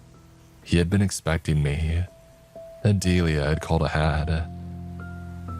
Chet Linden was the kind of man you find in places like Harney County. Big, weathered hands that looked like they had been carved from hardwood. He did not waste words. He shook my hand and said that you're from the government, and I said yes, and he said let me show you the back, and that was the end of the small talk. He walked me around the house and through the back gate and into the acreage behind the property. I saw it immediately. The warm area was obvious. The sage that grew inside its boundary was taller and greener than the sage outside, which was wrong for March in the high desert when everything should be brown and dormant. Inside the warm area, the sage was shoulder height and bright green, lush in a way that looked almost tropical against the gray steppe around it. The boundary was sharp. You could stand with one foot in brown, dormant sage and the other foot in green, living sage, and the difference was so stark that it looked like somebody had drawn a line on the ground. I crouched at the edge and put my hand on the soil. Warm, not uncomfortable, maybe 85 degrees. In March, when the ambient soil temperature should have been in the 30s, and the vibration, it was exactly as Chet described. A low, steady pulse, rhythmic, rising up through the ground and into my palm. It felt organic. It felt like putting your hand on the chest of something that was breathing. I walked the perimeter of the warm area. It was close to 7 acres, larger than what was originally reported, which meant that it had grown since the last assessment. It extended from behind the house to the property line and beyond, into the open land south of the fence. I crouched again at a different point and pressed my hand flat against the soil, and I held it there for a long time. The vibration was steady and even, like a heartbeat, and underneath it, deeper, slower, I could feel something else. Movement. Not the vibration, something separate. Something large, turning over slowly far below the surface. The way you might feel a passing whale under a small boat. A sense of enormous mass and motion, deep in the earth, moving in a way that was deliberate and slow. I talked to Chet. He stood with his arms folded and his jaws set, and he told me what had been happening. The warm area grew about a foot a week in every direction. The vibration was getting stronger month by month. His well water was warmer every time that he tested it. And Nora's headaches were constant now, and she had started getting nosebleeds. And bad ones, the kind where you fill a towel and it does not stop for 20 minutes. And the boy, the 12-year-old, the sleepwalking was almost nightly now. Chet had installed a lock on the boy's bedroom door, the kind that latched from the outside. He locked his own son in his room every night so that the boy could not walk out to the warm in the dark. Chet told me this with his jaw tight and his voice flat, and I could see what it was costing him to say it out loud. He knew how it sounded. A father locking his child's door from the outside. He knew that in any context that would be an unforgivable thing, anything normal. But this was not a normal context. The alternative was finding his son standing barefoot in a field of warm soil at 3 a.m, eyes open and unseeing, pulled there by something neither of them could explain. I told Chet the truth, or as much of it as I had. I told him about the Department of Energy injecting something into deep wells on this site over 50 years ago. I told him that the wells were sealed, but whatever was injected appeared to be active, and it was generating heat. It was expanding. It was affecting the water table and possibly the people living above it. And Chet absorbed it. I expected anger. I've been yelled at before by people who discover that their land, their water, their lives have been contaminated by something the government did before they were born. I've stood in kitchens and living rooms and fields while people raged at me, as if I were the one who had signed the orders. I understand the anger. I even think that it's justified. But Chet did not get angry, he just got tired. Or rather, he let me see the tiredness that had been there all along. The exhaustion of a man who had known for months that something was profoundly wrong with his home and his family, and who had been waiting for somebody to come and confirm it. He just nodded. He looked at the green sage behind his house, and he nodded once, and he asked me what he should do. I told him that his family needed to leave immediately. He said that he would talk to Nora, and he said it would take a few days. I spent the night at a hotel in Burns. The next morning, I drove back to the Linden property. When I turned onto the county road, I could see the green sage from almost a mile away. It was larger, significantly larger. Overnight, it had expanded by dozens of feet in every direction. It had pushed past the back fence and was now within 20 feet of the house. The sage in the newly warm area was not just green, it was tall, well above shoulder height, and growing months or years in a single night. The vibration was strong enough that I could feel it in the driveway, through the gravel and the soles of my boots. The whole property felt like it was humming. Chet was in the kitchen. Nora was at the table. She looked bad, pale, thin, dark rings under her eyes. She was holding a folded cloth to her nose and the cloth was spotted with blood. She did not look up when I came in. She looked like a woman who had used up all her energy months ago and was running on something deeper and less renewable than energy. Something like obligation. Like she was staying upright because her children needed her to be upright, and for no other reason. Chet told me the boy had gone out again last night. The lock was engaged on his bedroom door, but the boy went out through his window. Chet found him again at 3 a.m, standing barefoot in the warm area, 50 feet from the house, the same as before. He wasn't responsive when he tried to call his name, or when he put his hand on his shoulder. He was just standing there in the dark and the cold in his pajamas with his bare feet on soil that was 85 degrees and the rest of him exposed to air that was below freezing. Chet picked him up and carried him inside. The boy did not resist and did not wake up. And his feet, which had been standing on the warm ground, were not warm. They were ice cold. As if the heat in the soil was not radiating up into the boy's body, but pulling something downward out of it. I told Chet the family was leaving today. Not in a few days, not after they had time to arrange things, but today, right now. Chet looked at Nora, and Nora looked down at the table. And then she stood up and walked to the bedroom and started putting clothes in a bag. And the older boy, who was 14, started carrying boxes to the truck without being asked. He hadn't said a word the entire time that I was there. He was old enough to understand what was happening and young enough that he could not do anything about it. And the expression on his face was one that I had seen before in this work. The expression of someone whose world has become something that they didn't agree to.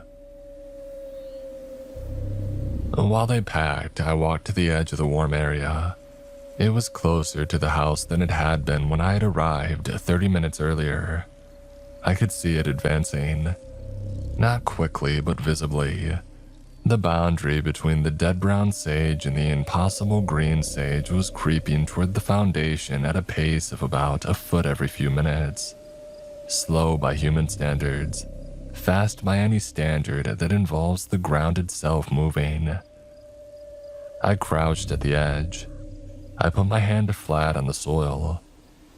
The vibration was intense and I could feel it in my wrist, in my elbow, and in my teeth.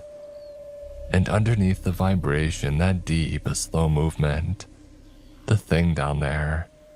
The thing that had been growing and rising ever since they had injected it in 1967.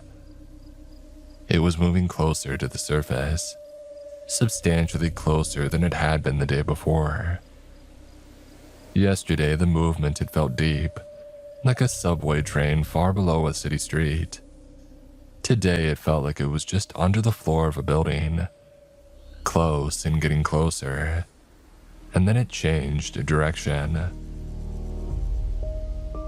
I was kneeling with my palm on the ground and I felt it shift. The movement had been lateral, expanding outward, spreading through the soil toward the edges of the warm area. But now it was rising slowly and steadily toward the surface, toward my hand.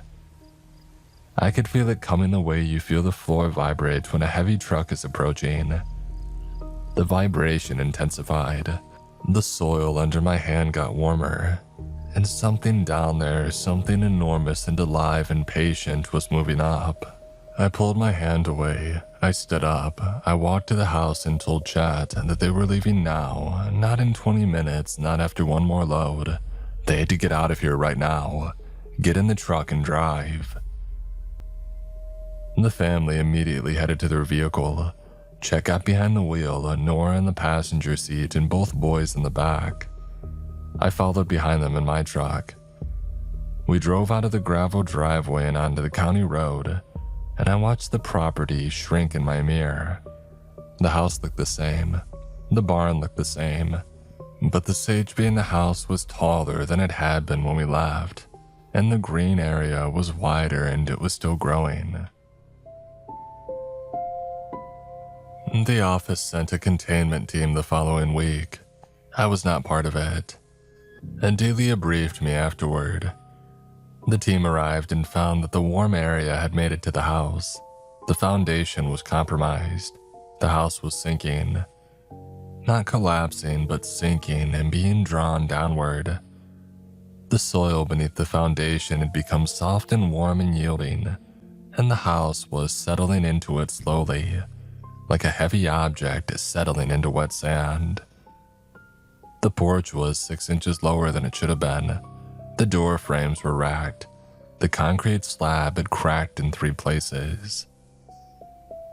And the team assessed and withdrew.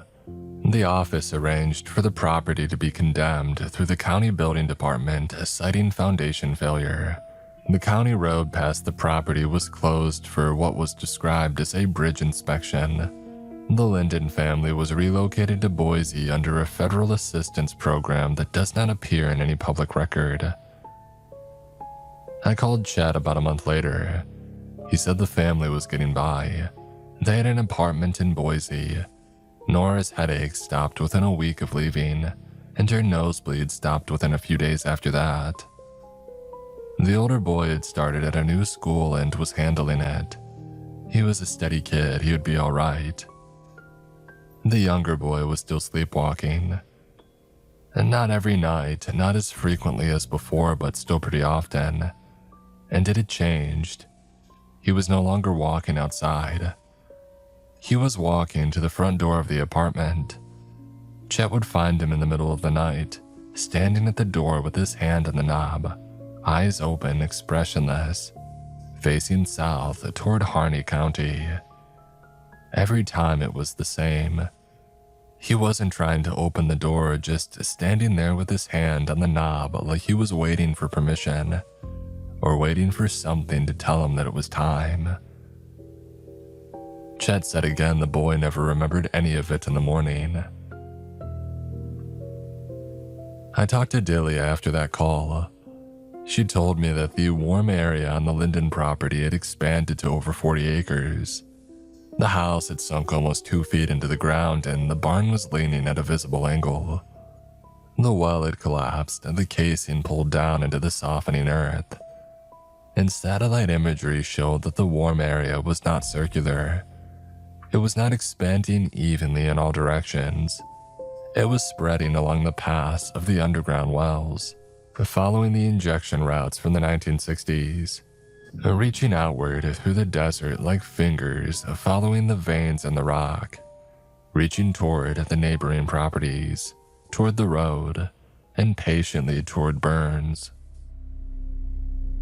Now I know I promised only 3 stories, but going through all these old jobs stirred up some memories that I must have forgotten. So let's do one more. Why not? This is the one job that most closely resembled the work that I used to do for the state of Wyoming, and that made it worse in a way that I did not anticipate. Tracking a problem animal through backcountry is something that my body knows how to do. My legs know the pace. My eyes know what to look for. Broken branches, disturbed soil, hair caught on bark. When Delia called me in early November about 18 months ago and told me that I was going to the Bitterroot Mountains in central Idaho to track something, part of me felt almost relieved. This was work that I understood. I was wrong about that though. I understood the method. I did not understand what I was tracking. The briefing was short, even by Delia's standards. She told me that the Forest Service had received a cluster of reports from elk hunters in the Selway Bitterroot Wilderness. 3 separate hunting parties over a span of about 2 weeks had reported encountering an animal that they could not identify. The descriptions were inconsistent in the specifics but consistent in the broad strokes. Large, bipedal, or at least capable of bipedal movement. Dark in color, fast. Each party encountered it at a different location, but all 3 were in the same drainage. A long, narrow valley following a tributary of the Selway River about 30 miles from the nearest road. One hunter described it as a bear walking upright, except the proportions were wrong. The arms were too long, the head was too small. The gait was smooth and not the shuffling, unbalanced walk of a bear on its hind legs, but a fluid and purposeful stride, like something built to walk that way. The second group saw it at dusk from across the meadow.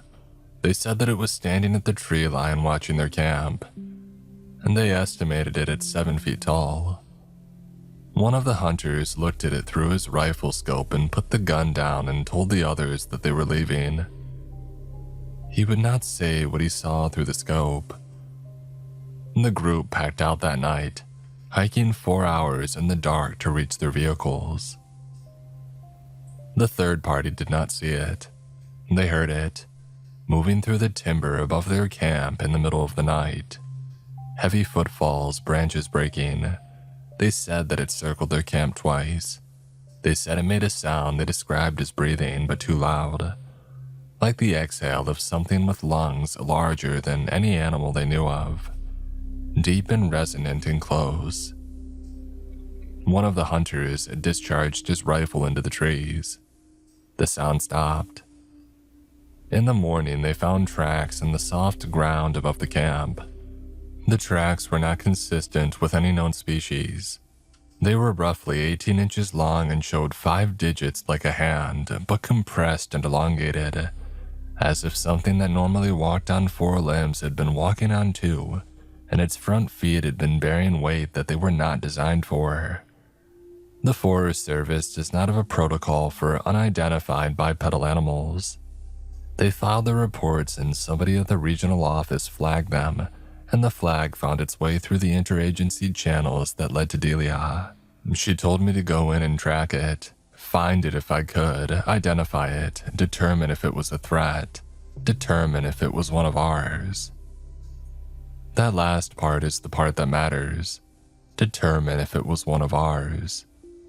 Because the Selway Bitterroot Wilderness sits adjacent to a stretch of national forest that was used by the Department of Defense in the early 70s for a program that Delia described only as a biological enrichment study. She said the program involved the release of modified organisms into a controlled forest environment to observe adaptation and survival rates. The organisms were classified. The study ran for 3 years and it was terminated in 1974.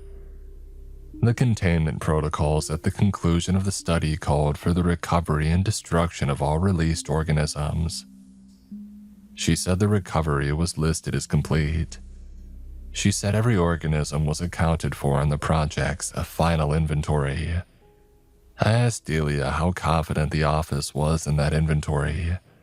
She said not confident enough or she would not be sending me.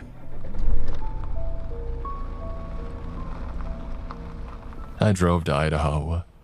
I spent a day in the town of Darby, Montana, just across the border organizing my gear, and then I hiked into the wilderness. I want to describe the Bitterroot because the landscape matters. And this is not a groomed national park with trails and signage. The Selway Bitterroot is one of the largest wilderness areas in the lower 48. It is steep, dense, old-growth forest, cut by deep drainages and narrow ridgelines. The canopy in the valley bottoms is so thick that even at midday, the light on the forest floor is dim and green and filtered. The undergrowth is heavy. Visibility is often less than 50 yards. The terrain is the kind of country where a bull elk can stand 100 feet from you and you will not see it until it moves. It is excellent country for something that does not want to be found. I hiked to where the sightings occurred. It took a day and a half.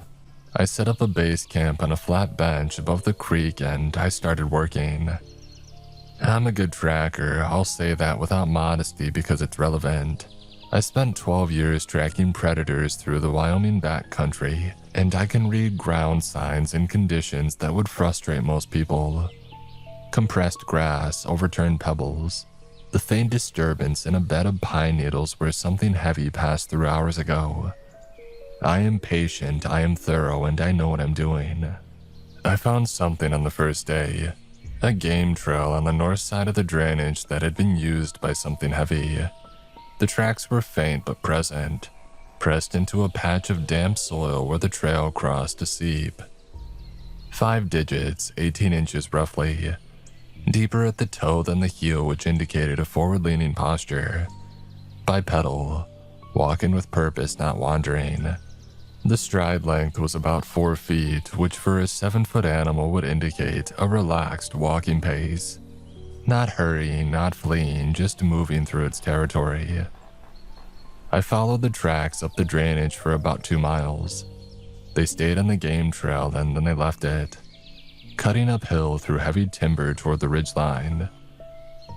The ground was drier on the slope and the tracks faded. I lost them halfway up. I spent 2 more days working the drainage. I found tracks in 3 other locations. I found a place where something had bedded down in a thicket of young firs. The branches pushed aside and the ground compressed in an oval of about 6 feet long. I found droppings once in a rocky wash. I will not describe it in detail except to say that it was large, and it didn't match any species that I knew, and it contained material that I could not identify. Not bones or vegetation, something fibrous and dark that I didn't recognize. On the 4th night, I heard it. I was in my tent at about 2 in the morning. The forest was quiet, the way that deep wilderness is quiet at night, which is not truly quiet at all. Owls, creek water, the occasional branch falling. But underneath those sounds, there's a bass line, a hum of living things, insects and small mammals, and the general ambient noise of an ecosystem at rest. That bass line dropped out, the way it does when a large predator enters the area. Everything small goes silent. Every bird tucks its head. The forest holds its breath. I lay in my sleeping bag and I listened. I could hear something moving through the timber uphill from my camp, heavy and slow. It was walking through the trees about 100 yards above me, moving laterally across the slope. I could hear branches deflecting, not breaking, but deflecting, which told me the animal was aware of its body in space and it was moving carefully. A bear crashes through the brush. A deer pushes through it. Whatever it was treading through the timber the way that a person treads through a crowd. Aware and intentional. It stopped, directly above my camp.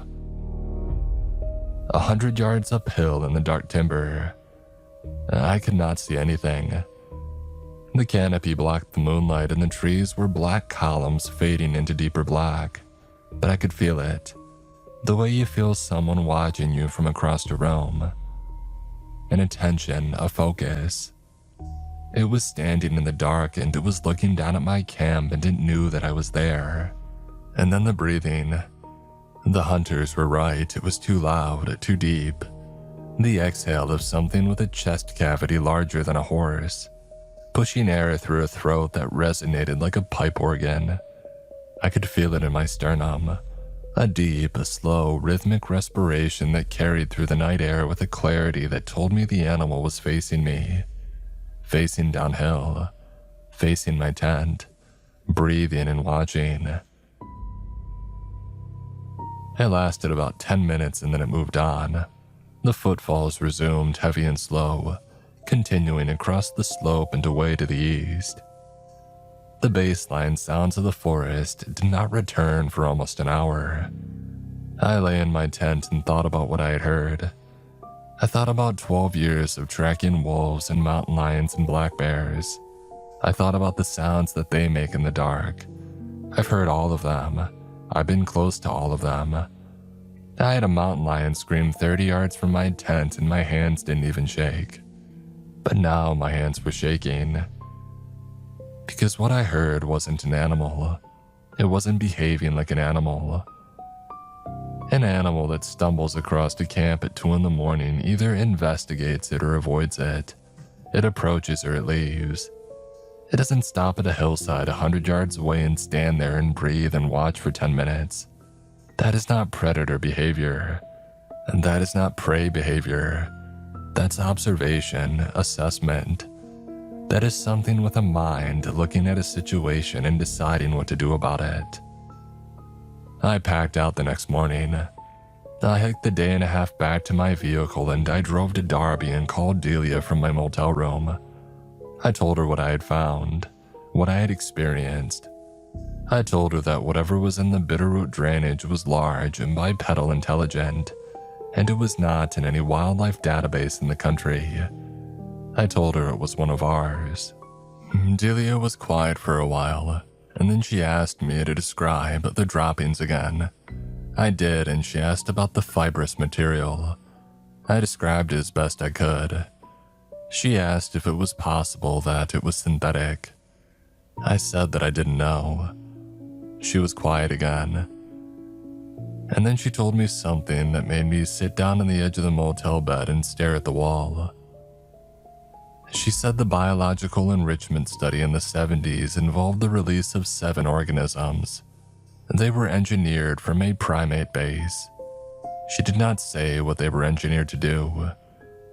She said that the project ran for 3 years, and at the conclusion, the recovery team went in and collected 6 organisms. And the other one was listed in the final report as uncovered and presumed dead. That forest was dense, the terrain extreme. The project director signed off on the loss. 1 organism out of 7 was an acceptable attrition rate. And that was about 50 years ago. And whatever it was that they left, it stayed and it adapted and it grew. For 50 years, it lived in one of the most remote wilderness areas in the country, and it was never found because nobody was looking and because it was smart enough not to be seen. I asked Delia what the office had planned to do. She said the Selway Bitterroot Wilderness covered over 1 million acres, and that organism had demonstrated the ability to avoid detection for half a century, and that the office didn't currently have the resources or the mandate to conduct a recovery operation in that terrain. I asked her what that meant in plain language, and she said it meant that they were going to leave it alone. And Delia told me later that the hunter, a man from Boise who had been hunting elks in the Bitterroot for 20 years, the one that had seen the anomaly through his scope, sold all of his rifles within a month of the encounter. He quit hunting entirely. He wouldn't tell his wife why, he wouldn't tell anybody why. He simply stopped going into the woods and he never went back. I understand that. I didn't see it, and I understand that. Because I heard it breathing, and what I heard was not an animal. What I heard was something that was built to be more than an animal, and that had 50 years alone in the wilderness to become whatever it was going to become, and that I didn't want to see what that is. Nobody does. That's why it's still out there. That's all I got for now. If you want to hear more of what I've been through, just let me know. Stay safe out there, everyone. And don't always trust what you're being told.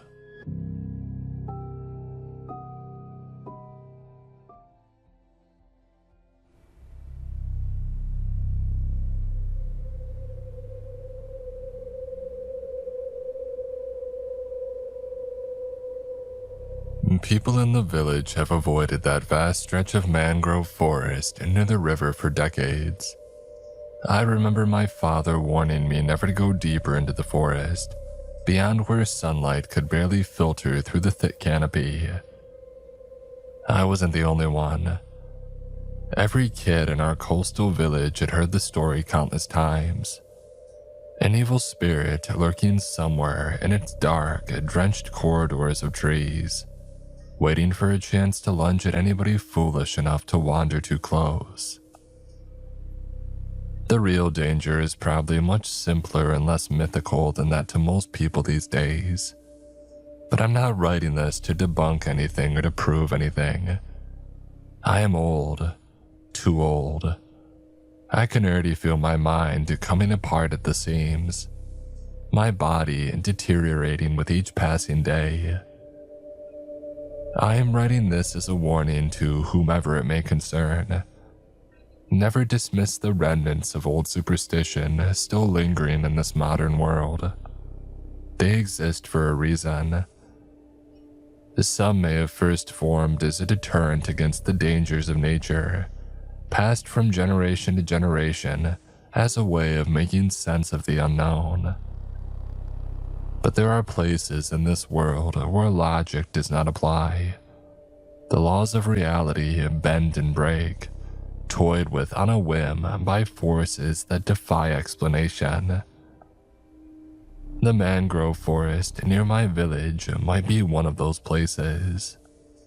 I was only 22 when I first set foot in its treacherous, waterlogged terrain. The last time that I trod beneath its damp, suffocating canopy a few decades ago, a boy had gone missing.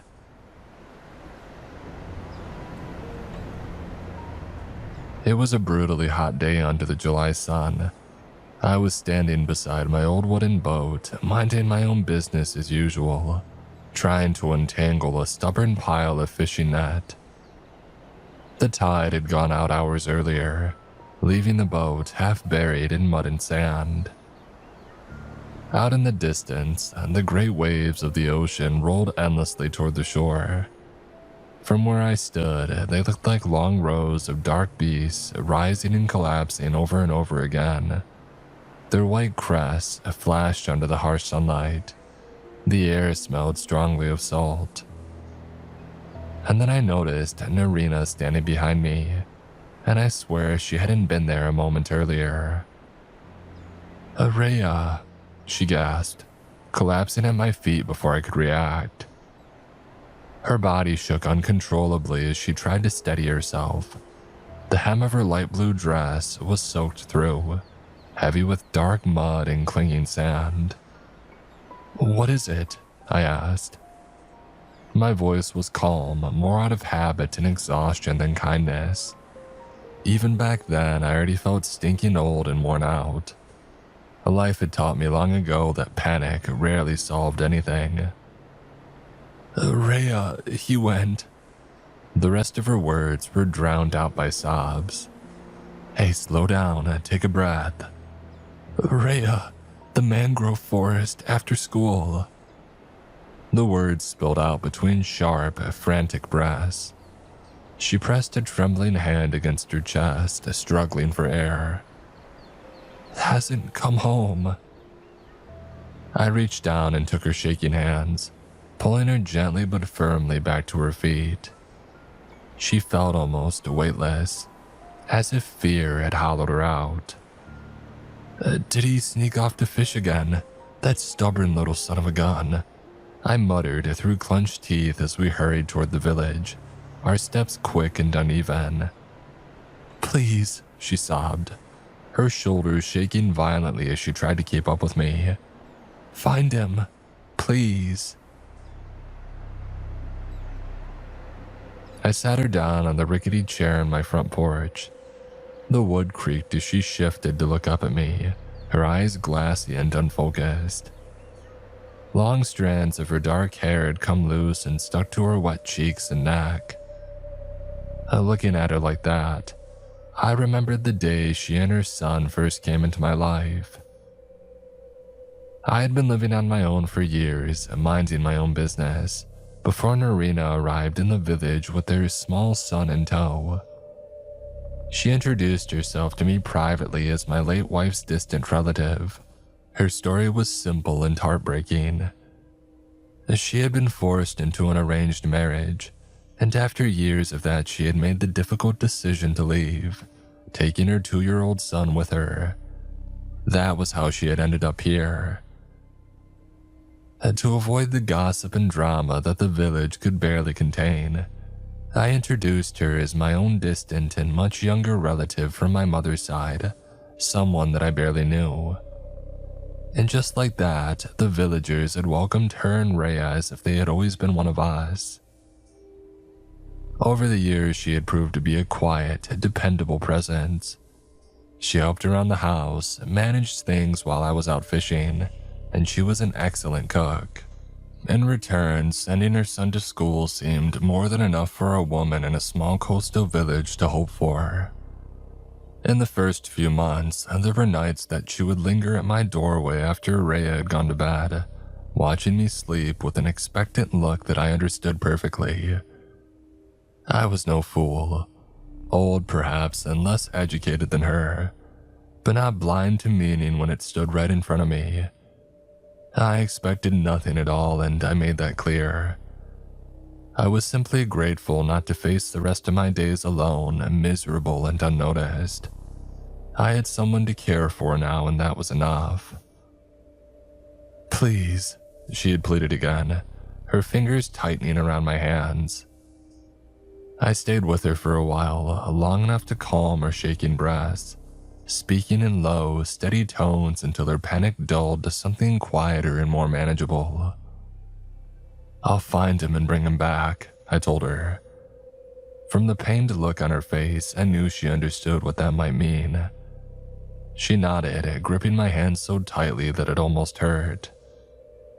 "I've told you so many times," I went on. "That forest near the river is dangerous. People have disappeared there. Some of them were never seen again. No one in their right mind goes anywhere near it." She nodded again silently, tears rolling down her sunburnt cheeks. But I wasn't done. "You need to teach that boy to listen," I said. "If you tell him to stay away from a place, he stays away. Next time he pulls something like this," I shook my head, "I'll deal with it myself." When she seemed stable enough, I took her next door and asked my neighbor and her daughter to keep her company and to not leave her alone. And then I went straight to the village head's house, where a handful of men were playing ping pong in its spacious and shady front yard. I told them what had happened, and they all agreed to help search for Rhea. Among them was Hassan, a young marine science student from the city who had been staying temporarily with the village head and his family for some research project. I never bothered to learn the details. City people love their names and titles, as if the right words can make them belong anywhere. I had never liked intruders, people who knew nothing of the sea, who couldn't read the wind or the water, and yet act as if they understood the place after just a few weeks of observation and note-taking. They disrupted the village's quiet, deliberate rhythm, a rhythm shaped over generations by tides, storms, and loss. To me, they were a constant irritation, a foreign weight pressing against something long and settled. And this one in particular, broad-shouldered and loud, with his sharp city accent and careless confidence, embodied everything that I despised. He had a crude, vulgar sense of humor, and he seemed determined to share it with the entire world. Whenever he opened his mouth, it was usually to mock something or someone. Most people take time to understand. It takes patience to really see who somebody is beneath the surface. But he was an exception. He wore his irritating personality openly, almost proudly. Within a few days, it was obvious what kind of man he was. He ticked every box for an obnoxious schmuck. For reasons I never quite understood, the village youths adored him. They treated him like some sort of older brother, trailing after him through the village like a pack of eager puppies. It didn't take long before his city slang started creeping into their speech. Soon they were all imitating his cool accent. Still, beggars can't be choosers, and we had a child to find. Villages knew better than to wander too deep into the mangrove forest along the western coast. Nobody crossed the river without a good reason, and no one ever ventured into the unexplored stretches beyond it. Saltwater crocodiles were no myth. Sightings had grown rare, but every few years one turned up again, basking on the riverbank or drifting silently toward the open sea in search of prey. If that's what we were dealing with, then I needed every able-bodied man that I could get, the city oaf included. Word spread quickly through the village that a boy had gone missing. Before long, people were crowding into the front yard, some eager to help, others just there to feed their appetite for a bit of village drama. As we left the outskirts of the village and slipped into the mangrove forest, the air thickened almost immediately, damp and heavy against my skin. The salty breeze from the open sea faded behind us, replaced by the stagnant smell of brackish water and rotting leaves. The ground beneath our feet grew softer with every step, dark mud sucking at our shoes and releasing with a wet, reluctant sound. The thin mangrove roots pushed up from the earth everywhere, sharp and crooked like hundreds of black spikes, forcing us to watch every step that we took. The air buzzed with insects. Mosquitoes whined near our ears, and somewhere deeper in the swamp, a chorus of unseen creatures chirped and rasped in the shadows. Every now and then, something splashed quietly in one of the narrow tidal channels winding through the mangroves, sending small ripples through the dark water. It was the kind of place where sound carried strangely. A snapped twig or shifting branch seemed to echo farther than it should have. And after only a few minutes inside, the village already felt very far away. With every step, a dull ache began to bloom in my feet. The soles of my old shoes were worn nearly smooth, scuffed and split from years of crab hunting along the eastern coast, where a long, narrow bite cut into the land and curled inland. It had always been the safer place to glean, sheltered from the worst of the tides and sudden swells, but still the miles had taken their toll. The leather bit into my heels and I felt every stone and crooked root beneath my feet. I could really have used a new pair. My poor old feet had carried me further than I had ever given them credit for. Hassan suddenly fell into step beside me, his massive shoes nearly stepping on my old, bony feet. I winced away at once, trying to put distance between us, but he stayed close, crowding my stride. The moment that he opened his mouth, I was reminded exactly why I disliked him. That daughter of yours, sir," he said with a grin that made my skin crawl, a lit cigarette dangling from the corner of his mouth. I didn't answer. I kept my eyes fixed on the narrow path ahead, carefully picking my way between the mangrove roots and pretending that he hadn't spoken. It was still early afternoon and the sun hung high above the forest, but beneath the tangled canopy of branches and leaves, very little of that warmth reached us. The light filtered down in thin, broken shafts that barely touched the muddy ground. The deeper that we went, the deeper it grew, and strangely enough, the air began to feel colder. "She's kinda hot," he went on, flashing a set of crooked, nicotine-stained teeth. I looked at him, blinking once and then again. It took every bit of restraint I had to not drive my fingers into his small, beady eyes right then and there. "Hot," I repeated, my voice flat with disgust. Never in my life had I heard someone reduce another human being to such a small, contemptuous word. Hot. That was all she was to him. "Oh, that's what we call pretty girls back in the city," he said with a chuckle, flicking his cigarette into the mud. "You think a widowed woman like her would ever go for a younger guy? Someone like me?" For a moment, I couldn't even form a reply. My thoughts tangled, my jaw tightened as I struggled to decide which response wouldn't end with blood on my hands. "Well," he giggled, pleased with himself. "Maybe if I managed to find her son alive." He strode past me, his boots crunching loudly through wet leaves, leaving me behind in the thickening shadows, seething, unsettled, muttering curses under my breath. Our group numbered around 20 men, most of them like fishermen myself.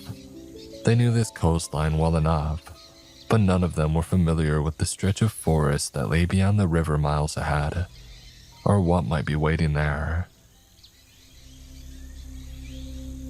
Like everybody else in the village, we had grown up hearing the same warnings about crossing the edge of the mangroves. It showed on their faces. More than a few looked tense and wary as we set out. An hour passed. The forest grew thicker and dimmer as we pushed deeper inside. The trees loomed taller around us, their trunks twisted and swollen, their roots tangled together in knotted masses that rose from the mud like clusters of dark, knobbly bones. Every step had to be placed carefully. And we tried to stay close together, but the terrain made it difficult. Mangrove roots jutted out everywhere, and narrow channels of black water forced us to weave and circle around them. Before long, keeping everybody within sight of one another became nearly impossible. To my irritation, Hassan and two of the village boys who followed him around like eager puppies began shoving each other into the mud as a joke, laughing as if we were on some kind of picnic instead of a search for a missing child. For a moment, I considered telling them off and sending them back to the village, but the moment that we waded across a shallow, brackish pool and stepped deeper into the forest, my anger ebbed and was replaced by something older and far heavier. I had not set foot near this forest in years until that day. I had never needed to. It had always been a place best left alone, a boundary rather than a destination. Life had given me no reason to return, at least not until then. Not until a boy had gone missing. A boy whose mother, with a strange mix of reverence and familiarity, had taught him to call me Grandpa. My thoughts involuntarily slipped back nearly 60 years. I had only just begun to doze off when a sharp cry rang out from the thickets of tall grass in front of me. I gasped, eyes wide, struggling to grasp what was happening. But before my thoughts could gather, several things had happened at once. A brutal, swift kick landed on the back of my neck, wrenching a strangled yelp from me like a stray dog, followed immediately by the rapid stutter of gunfire crackling through the darkness, shattering the quiet night. A soldier, as Sato, barked at me, and then raised his boot to strike again.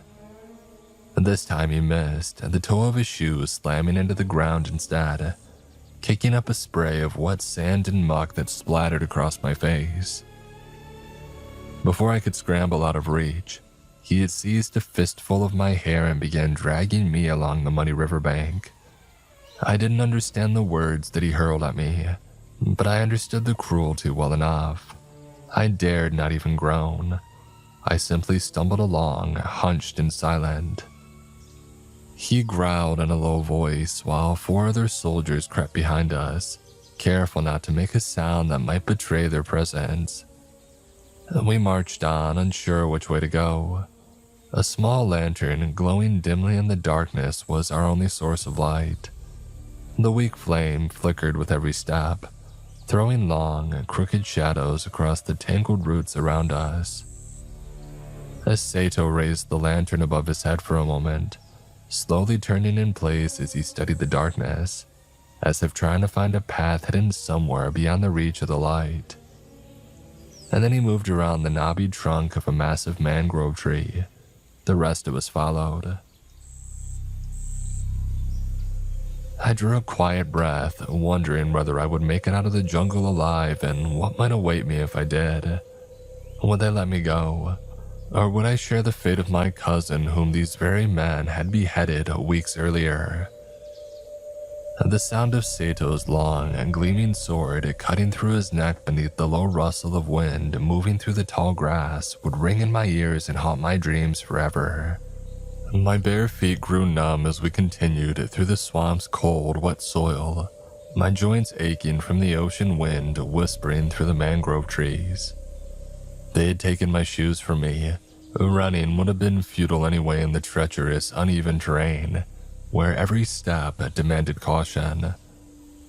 And barefoot, I had been forced onto the sharp shells and jagged barnacles hidden along the ground, their edges slicing into my soles until warm blood slicked the mud beneath my feet. I thought of my parents and siblings, dead, murdered years ago. That was when I had lost all the desire to live. I mean, what was the point? The wound in my soul had never stopped bleeding, the pain a constant companion. The sooner it ended, the better, or so I had thought. But that night, as I crept beneath the dense canopy with my captors, something unexpected stirred inside me. However broken I may have been since losing my family, my primitive instinct for survival was not completely lost. A quiet urge, born not from peace but from pain, whispered from the depths of my battered body. A renewed desire to live. I realized that I desperately wanted to feel the touch of the morning sun and the sea breeze again. As Sato whispered to the broad-shouldered man beside him, Kimura.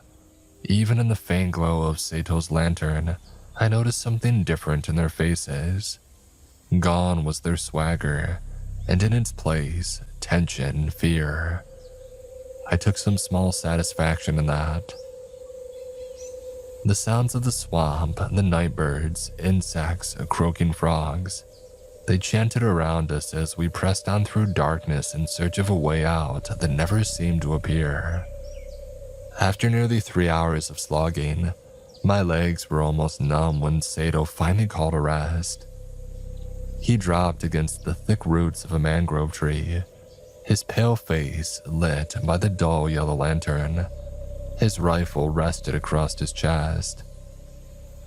He cast me a disgusted glance and muttered a string of curses and warnings under his breath. My heart thudded as I looked at him, sweaty, tired, half asleep. I hated this man with everything that I had. I understood then that escape was no longer an option. He was not bluffing. Kimura said something quietly to him, and Sato gave a half-hearted grunt, already closing his eyes. The other man had settled into uneasy rest. "Don't even think about escaping," Kimura said, switching to my native language, his rifle aimed into the dark behind Sato's sleeping form. "If you do, I might still show mercy and grant you a quick death." He glanced at Sato. "He won't." I nodded, watching the flame flicker in Kimura's eyes. Unlike him, I don't kill because I enjoy it. He lit a cigarette, exhaling smoke through his nose and lips in thick white plumes. "Then why do it?" I asked, suddenly surprising even myself. Kimura turned his face upward, studying me. "I'm just a soldier. I follow orders, same as everybody else out here," he said, gesturing toward the forest. "In war, it's not about wanting or not wanting. It's about proving loyalty in any way required." "You don't have to kill to do that," I replied. Kimura gave a tired smile. "Oh, some of us don't get to choose. Let me tell you something. When I first arrived in your country, I fell in love with its beauty. That's why I started learning your language. Partly to advance my career, but mostly because I wanted to understand." He took a long drag, exhaled the smoke through his nose, and went on. "The deeper I delved into your customs, the more I realized war would destroy every trace of what I admired. I was a farmer from a quiet mountain range before I was conscripted and sent here. For what? To destroy. To raise everything into ash." He shook his head and crushed the last of his cigarette against a mangrove root. "Out there, anyone not on your side is the enemy. Their humanity doesn't matter. And to be honest, and not speaking for my comrades, each time I've taken a life, a piece of me died with them. My empathy, my soul. Call it what you will. When this war ends, and it will, I know the ghosts will follow me until the day that I die. Kimura lit up again and offered me the cigarette. I accepted it gracefully, hoping the heat would push back against the cold settling into my bones. In the end, we're all pawns in somebody else's game, he murmured. Sacrifices must be made, not for victory but for balance. There are no winners in war, only grief. Somewhere deep in the forest, a nightbird sang a lovely bitter song. Its call echoed among the trees, bleeding into every dark corner of the night. As Sato suddenly snapped upright with his rifle aimed into the dark, Kimura lifted both hands to calm him down. They murmured quietly to each other in their native tongue, and then Sato rose and disappeared into the trees. Need to relieve yourself? Kimura asked me. Better do it now, we'll be moving again before daybreak. I shook my head, flicking the cigarette into a puddle of thick mud. Are you going to kill me? I asked quietly. Kimura studied me for a long time before answering. I don't know. We brought you as our guide, you know this terrain. Maybe our pursuers will hesitate if they see a local among us. I nodded again, fear still anchored deep within my chest. Oh, don't worry, he added. If it comes to that, I'll do it myself. Like I said, quick and painless. Sato won't dare argue with me. I'll even try to convince him to let you live. You're young, you got a future ahead of you. I don't want to rob you from that. I frowned, unsure of whether to feel grateful or afraid. Kimura opened his mouth to wake his men, but a sudden scream, sharp and shrill, tore through the forest, from the direction that Sato had gone. I flinched back until my spine struck a tree. The other men jolted awake and leapt to their feet, aiming their rifles toward the sound. Kimura snatched up the lantern and crept forward, gripping his rifle tightly. We followed, trembling from head to toe. Had the enemies caught up already? Impossible. We had traveled miles, trudging through mangrove swamps and saltwater marshes to avoid capture. There was no way they could have found us here. When we reached the edge of a murky pool, Kimura halted. The lantern cast a sickly glow across the water, where large bubbles now broke the surface in slow, gurgling bursts. But there was no sign of Sato. We all stood frozen, paralyzed in horror, and then a splash. A long, jagged tail cut the surface, vanishing as quickly as it had appeared. I stumbled backward, tripping over a root and landing hard in the mud. My blood ran cold. We hadn't seen it. In the dim light, we couldn't have, but now it was too late. Swamp crocodile, I whispered. We've wandered into their territory. A second crocodile emerged silently from the underbrush. Without warning, it had lunged at the nearest man, clamping its massive jaws around his midsection and dragging him into the swamp. His scream tore into the night. Kimura's lantern hit the ground and rolled into a puddle. Darkness swallowed us. I stared at the rippling water. I had heard tales as a child, villagers vanishing while searching for crabs and never to be seen again. I had dismissed them then, believing they were nothing more than cautionary tales to scare children. But now I knew better. Kimura shouted, switching back to his own language, no longer caring who might hear. We fled blindly, stumbling through mud and over roots as more splashes echoed from all directions. Panic had turned to pure instinct, but we kept running. How much farther to the hills? Kimura asked between breaths as he passed me and took the lead. Not far, just a few more kilometers along the coast. He spat in frustration and whispered urgently over his shoulder to his remaining men. They looked pale and shaken. I didn't need to understand their language to see the fear in their eyes. Dawn's coming. Once it's light out, they'll spot us easily and get us out of here, and maybe, just maybe, we'll let you live, Kimura said. I nodded and quickened my pace. For nearly an hour, we pressed forward through the clinging mangroves. Somewhere in the darkness, the crocodile still lurked, hungry and alert. Time was running out. The end of this flight would either bring life or death. My feet had gone numb from the cold and the pain. Each step felt dull and distant, as though they no longer quite belonged to me. A thirst clawed at my throat, and hunger gnawed relentlessly at the pit of my stomach. My body felt as though it had been pushed far beyond its limits, stretched thin by exhaustion and stubborn will. Still, I did not stop. This march could not go on forever. Even the longest and most desperate retreat had to end somewhere. Where this one would lead me, I tried not to imagine. The silence around us grew heavy as we moved through the darkness, pressing in from every side like a weight on the chest. Now and then it was broken by the low, restless murmurs of my captors. Uneasy whispers carried between them in the dark. Their voices were tense, edged with a nervousness they tried and failed to hide. Even they could feel it. Something about the forest was wrong. Finally, we had reached the river mouth. The open sea stretched before us, waves breaking gently beneath the hum of nocturnal insects. The salty air hung thick. "Where's the bridge?" Kimura asked. I stared him in the eye as I answered. "There is no bridge." "What do you mean?" he snapped.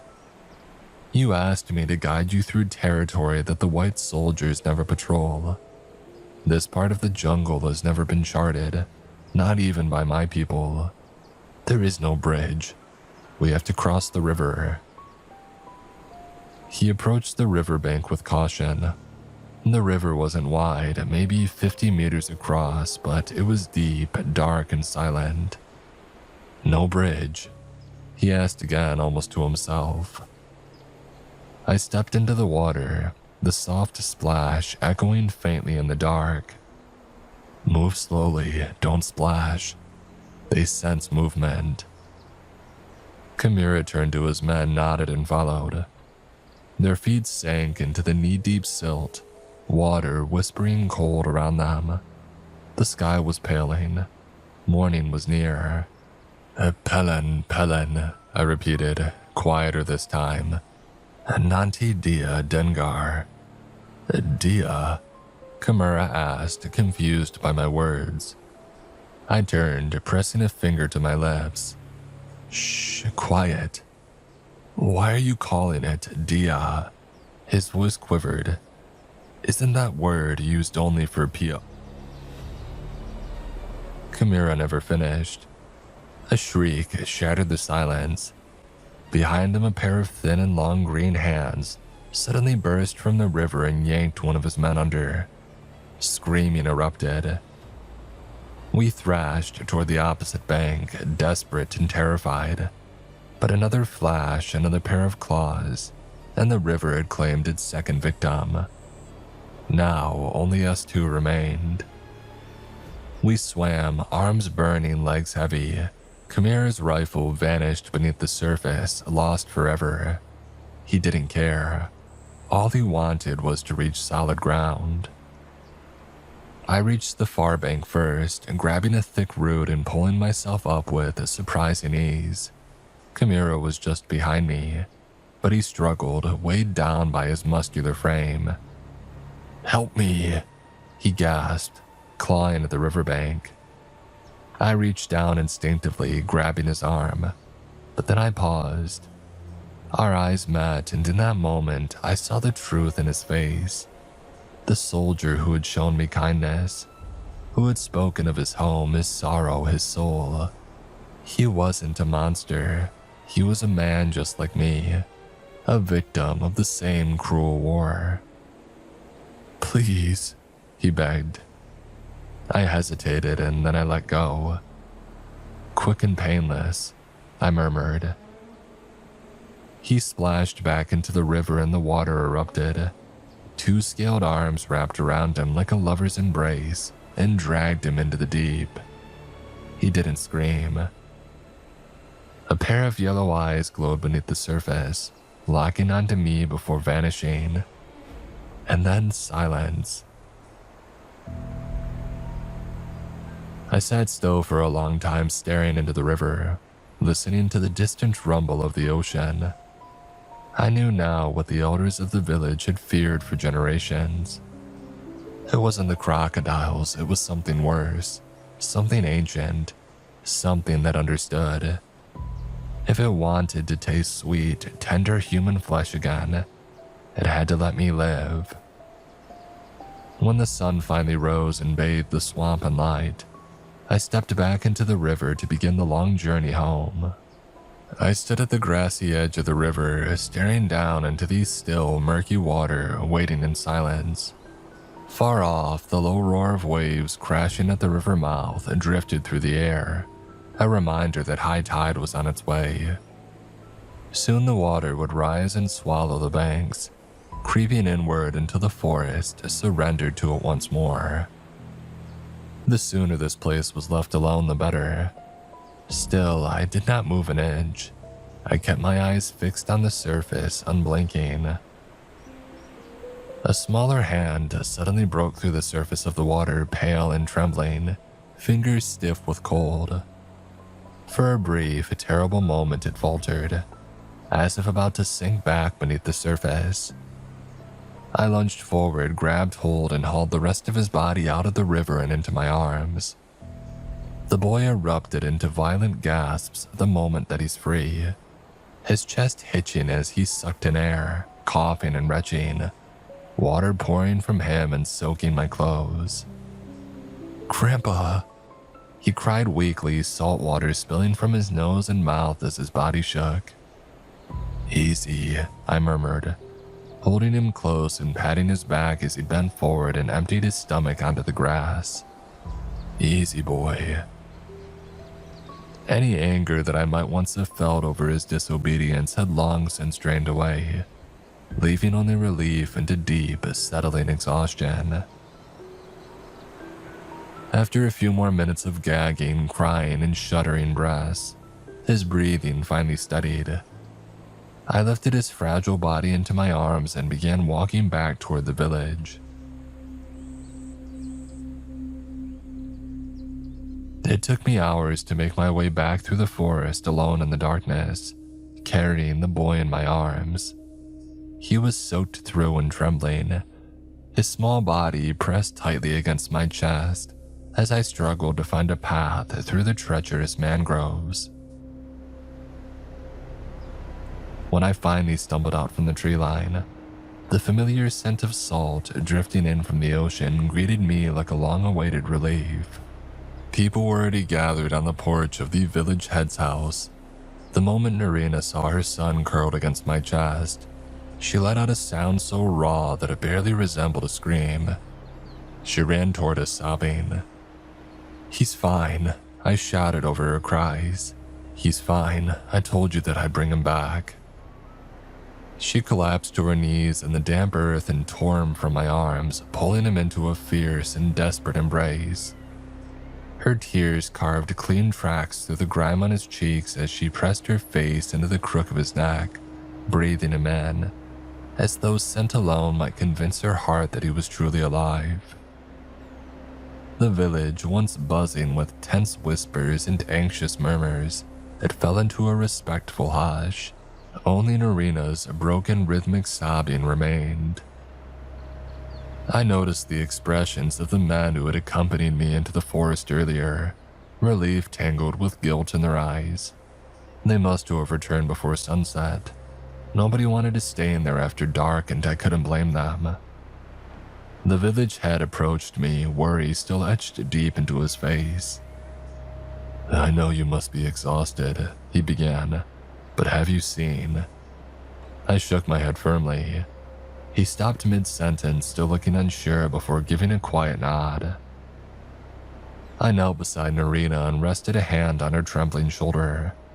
Her hands moved frantically over her son, checking his arms and legs for injuries while his exhausted body clung to her, unwilling to let go. "Come," I said softly. "Let's go home. The boy's been through enough." And gently I loosened his grip on his mother and lifted him back into my arms. He did not resist. And my feet still ached with every step, but the pain no longer mattered. Soon enough, they would not ache at all. And not in my new pair of shoes, 2 sizes larger than the old ones.